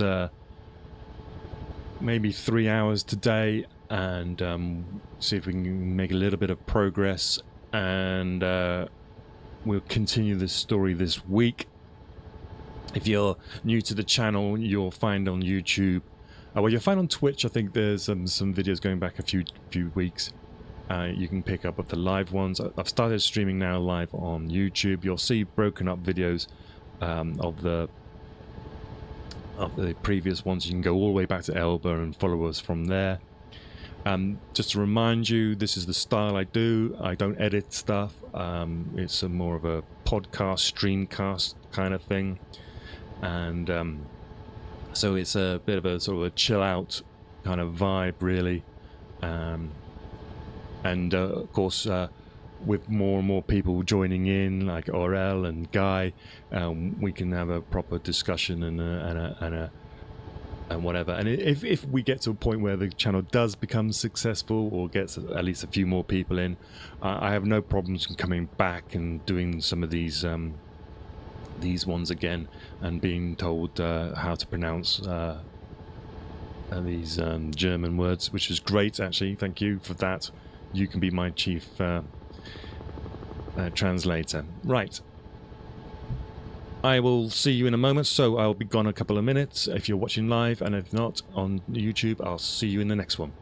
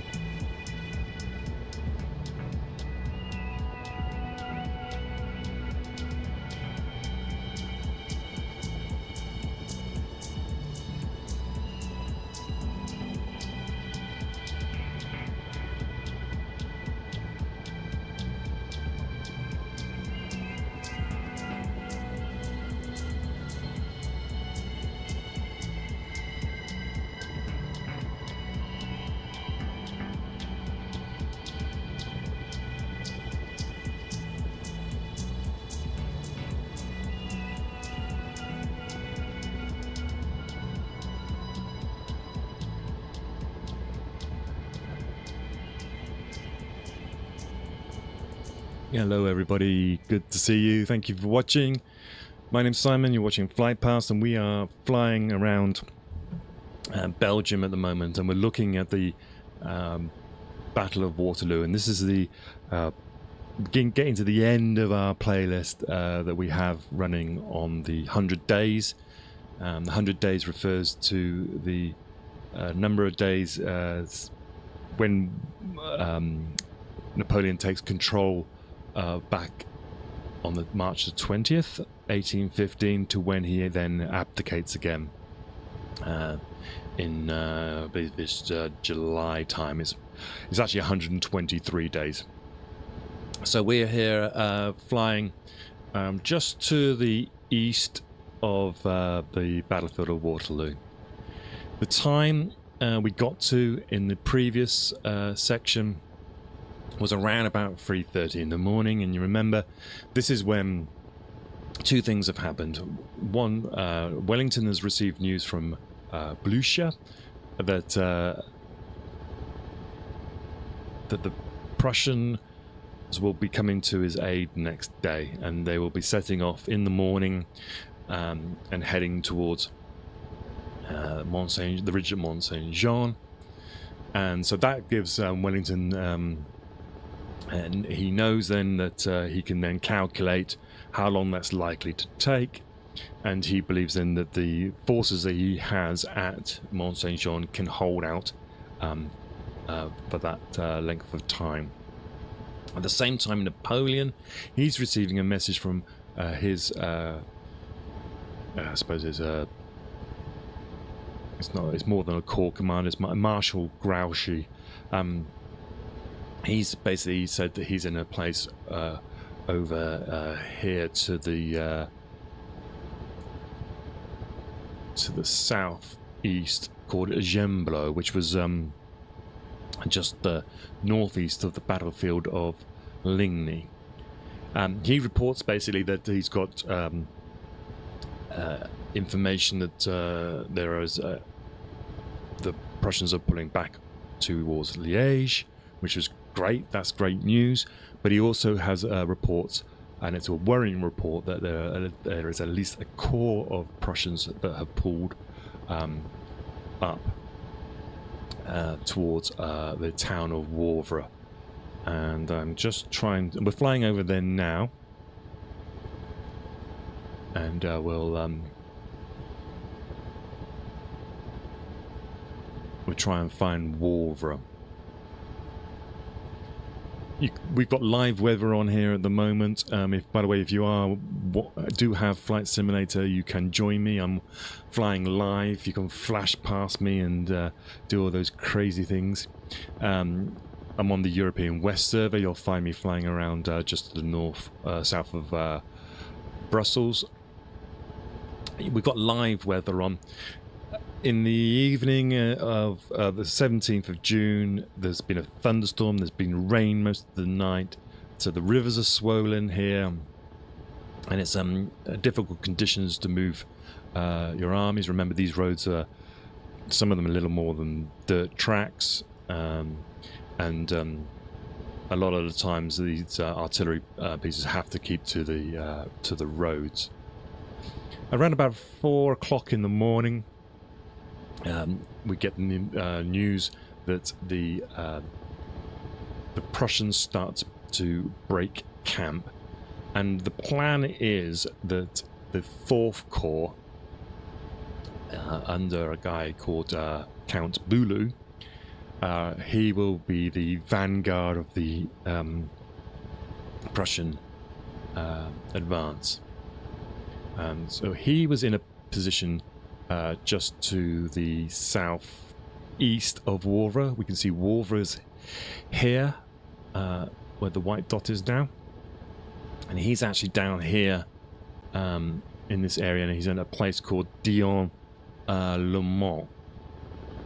Now, whether we'll be able to see that on these tags, I'm not sure.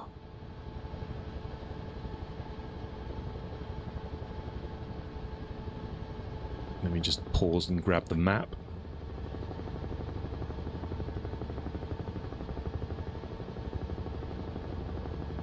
Yeah, so he is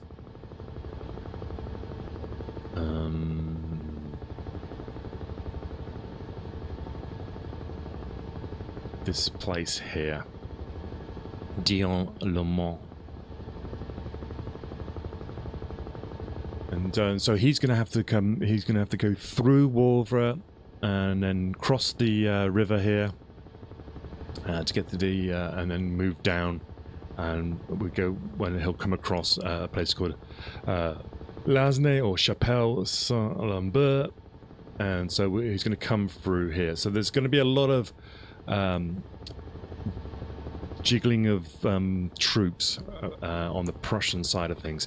And the reason why they're sending him across, it seems a bit counterintuitive to do that, but basically the 1st Corps of Zieten and the 2nd Corps of Perche have been in the battle of Ligny and have suffered quite a lot of consequences, and they need to rest. Bulu's men have been marching a long way. They've come all the way across from Maastricht and Liège and didn't quite make it to Ligny, so they're the freshest troops in terms of not having fought so far. I can't see where this Dion-le-Mont is, but it's in this area around here somewhere.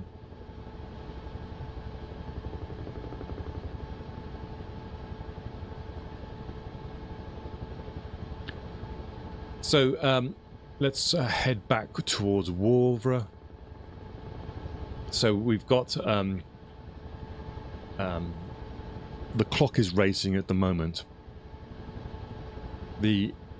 Napoleon needs to win this battle as quickly as possible, and the Prussians need to get there as it's a race of reinforcements, and Napoleon needs to defeat Wellington as soon as he can. And so the first problem, of course, comes that this corps has got to move through Wavre. The rivers are running high, the bridges are really important.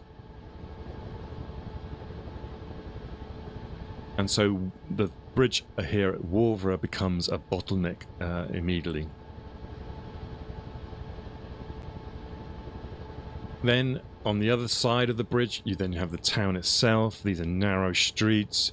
Many of the roads are unkempt. And then he'll move then through Bierge and a place called Rixensart. We'll see if we can find that.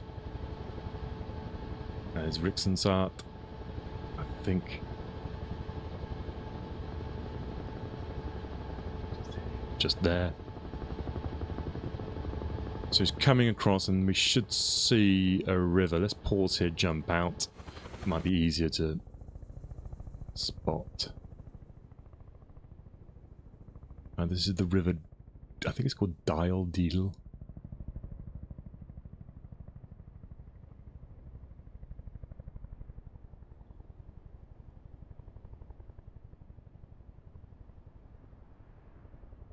I can't see any river at all here.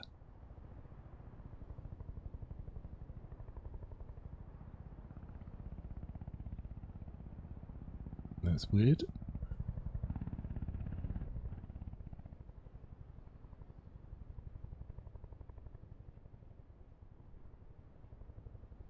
But you can see the narrowness of the streets. If you go to the center here, presumably there it is. There's the river there. Just make it out. These narrow streets. So you've got to get a corps of Prussian infantry, cavalry and artillery through this place.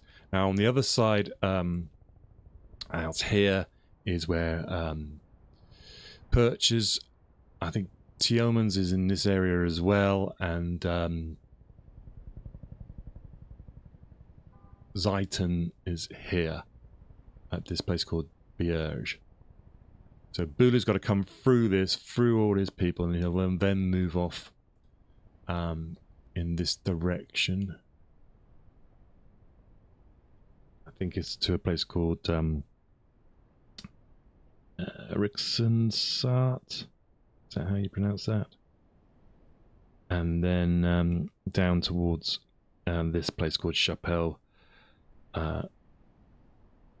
Saint-Lambert, and then you can see then the battlefield just on the horizon there.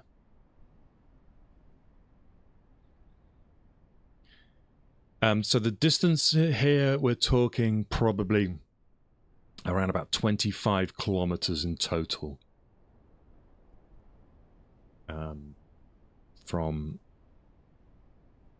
where the Bulu was, which I think it's in this area down here, is where he gets to on the 17th. I think it's this place here, actually. So imagine then, you see, you've got 25 kilometers, that distance, which we could just flown there on the drone, to get to a battlefield to then have a battle. I mean, it's it's quite crazy.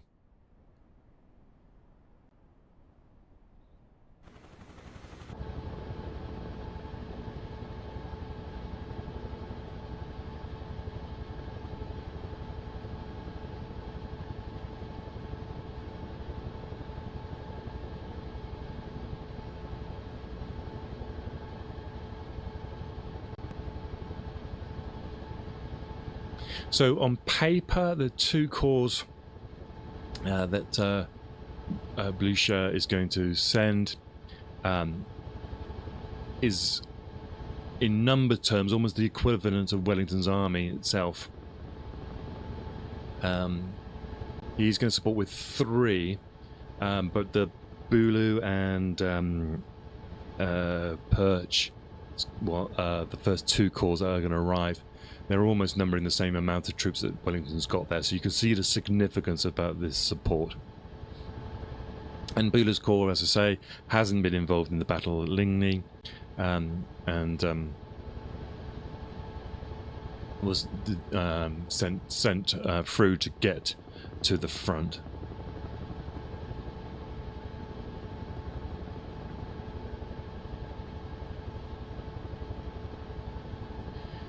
When we get to Wavre, there's another delay. The bridge, I think we saw it just now. This caused a bottleneck, and there's a fire breaks out.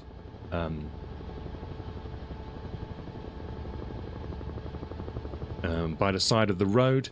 And of course, this means if you've got ammunition, gunpowder, this is a massive problem, and so that causes another delay, an unintended delay.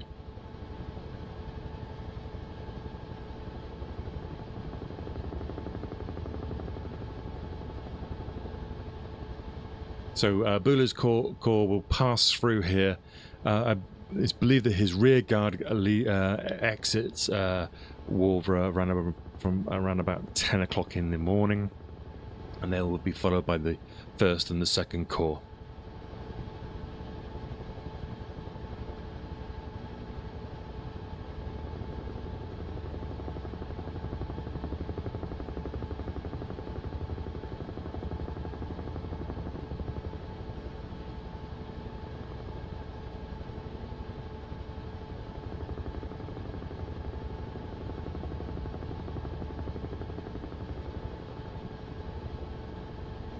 In normal conditions, the distances we're talking about, for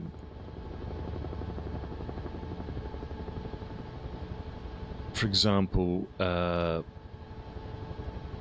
say the 25 kilometers. In normal conditions, dry conditions, with organized troops, they would probably be expected to cover this distance in around about 6 hours.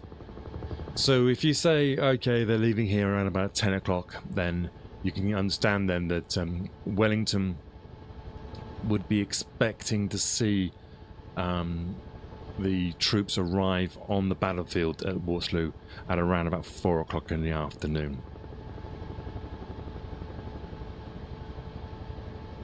Of course, the urgency of the situation is probably going to mean that they're going to push the troops harder than normal, but the conditions are going to delay them.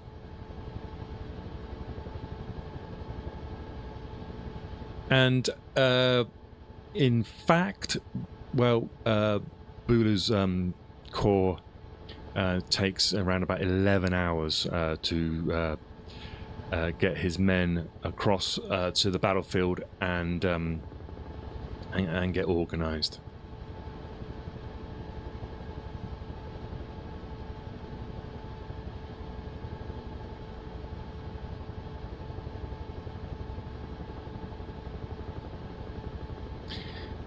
Buller set off early in the morning, And he actually, because he wanted his his wagons to be the minimum possible, so that it doesn't clog up the roads, because he's going ahead, so he doesn't need to have a supply wagon train behind him, because that's just going to delay the other cause.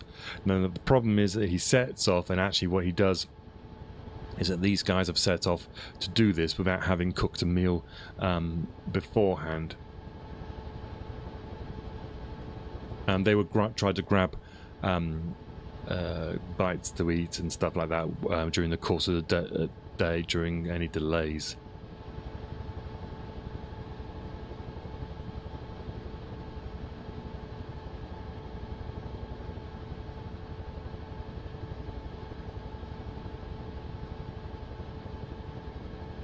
We talk about Bulu's rear guard pulling away, eventually getting moving in around about 10 o'clock in the morning, and they are pressed by Exelman's vanguard. They're coming up the road from Gembloux, and this forces the Bulu to have to leave behind 2 regiments of cavalry, and they're going to be acting as a rear guard, protecting the column from the French threat from the south.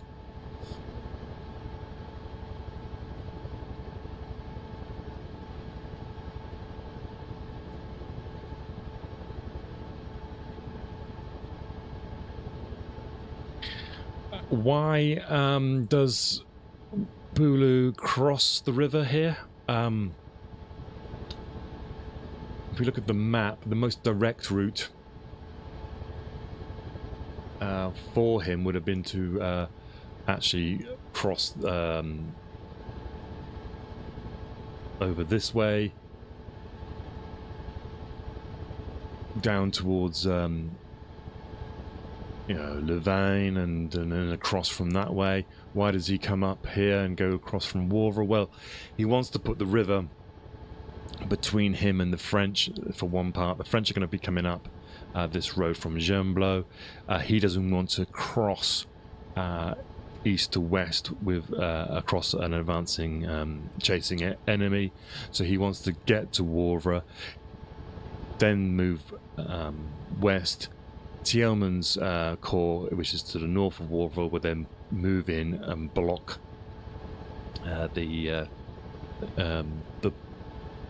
the advancing French. And there's a whole battle that happens here on the same day, and we will talk about that, but we'll do that probably afterwards.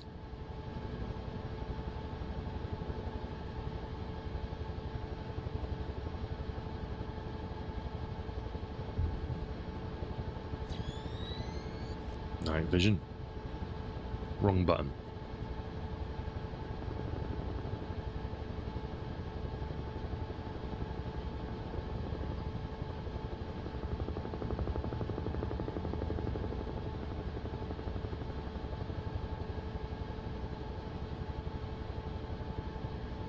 So that's the beginning then of the Prussian move. What's happening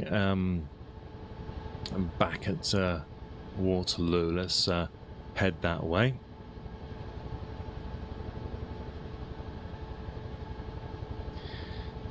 The British Army had a thing which was called a routine drill, and it was basically at first light they would stand to, and they waited until it was first light, just to ensure that there wasn't going to be a dawn attack.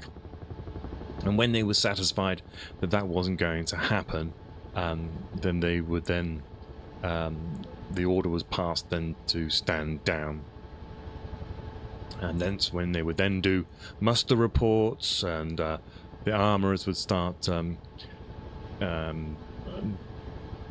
doling out ammunition, and instructions for things like sharpening swords and surfacing weapons would start to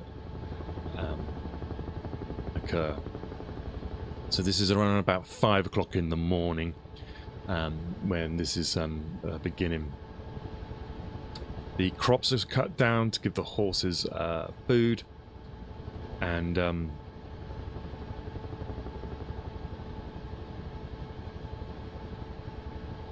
we're talking on the battlefield site itself. There's around about 80,000 troops who are all trying to supply themselves, feed themselves.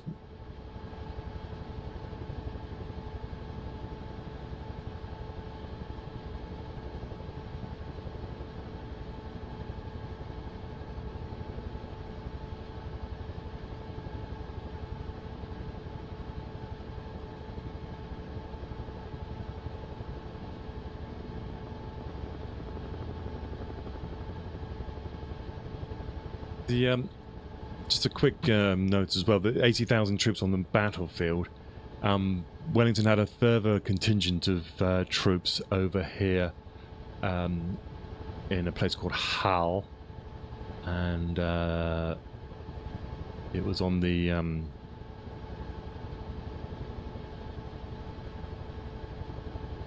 so Tabiz here and Hull in this area here.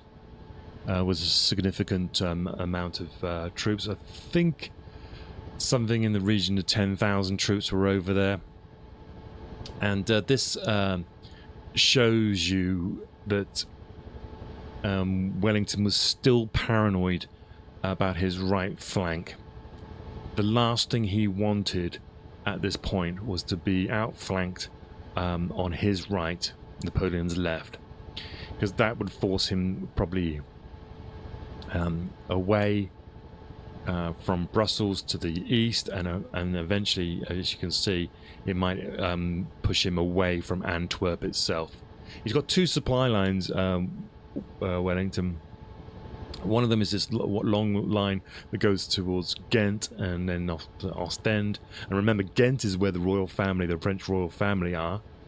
And that's one that goes to the port of Ostend, and then the other one is towards the port of Antwerp. So the last thing he needs is to be outflanked on the right, on his right. And so he has a significant force here at Hale and Tabiz, which will play no part at all in this battle, the Battle of Waterloo. But it just goes to show you what his thinking was still at this point.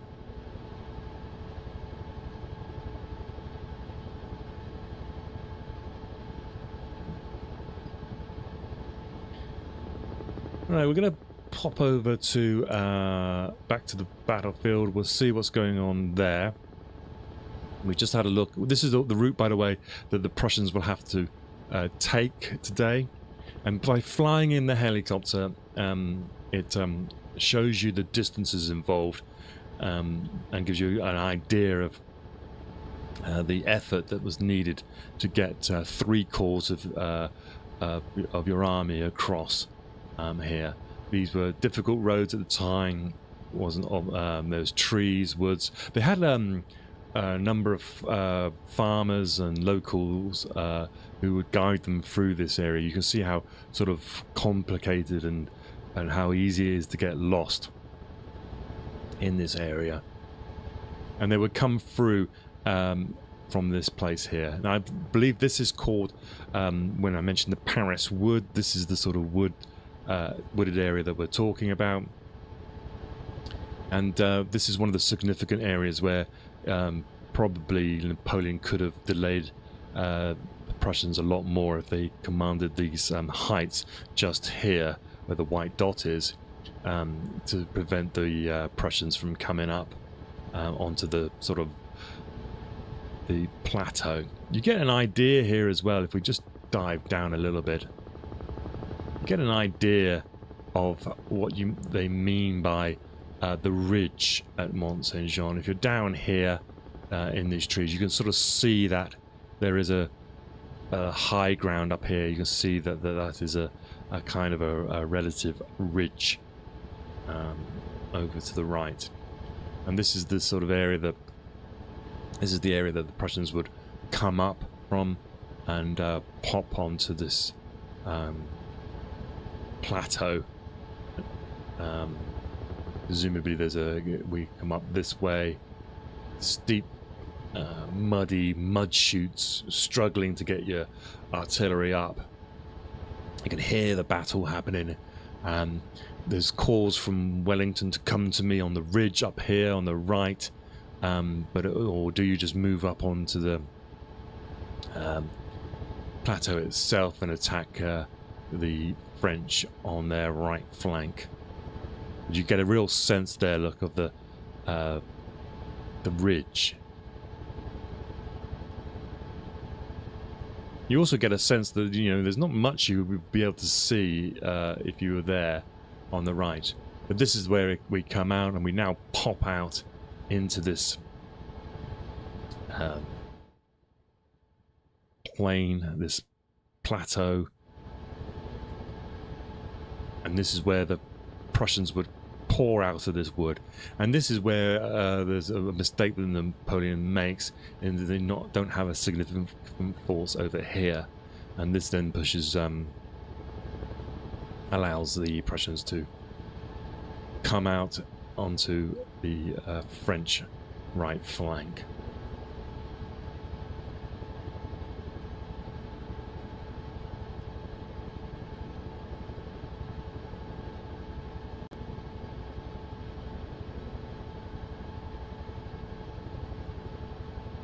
Once you're here, this is probably more likely to be seen, linking up with the British on your right hand side, pouring forth into this area here. Alright,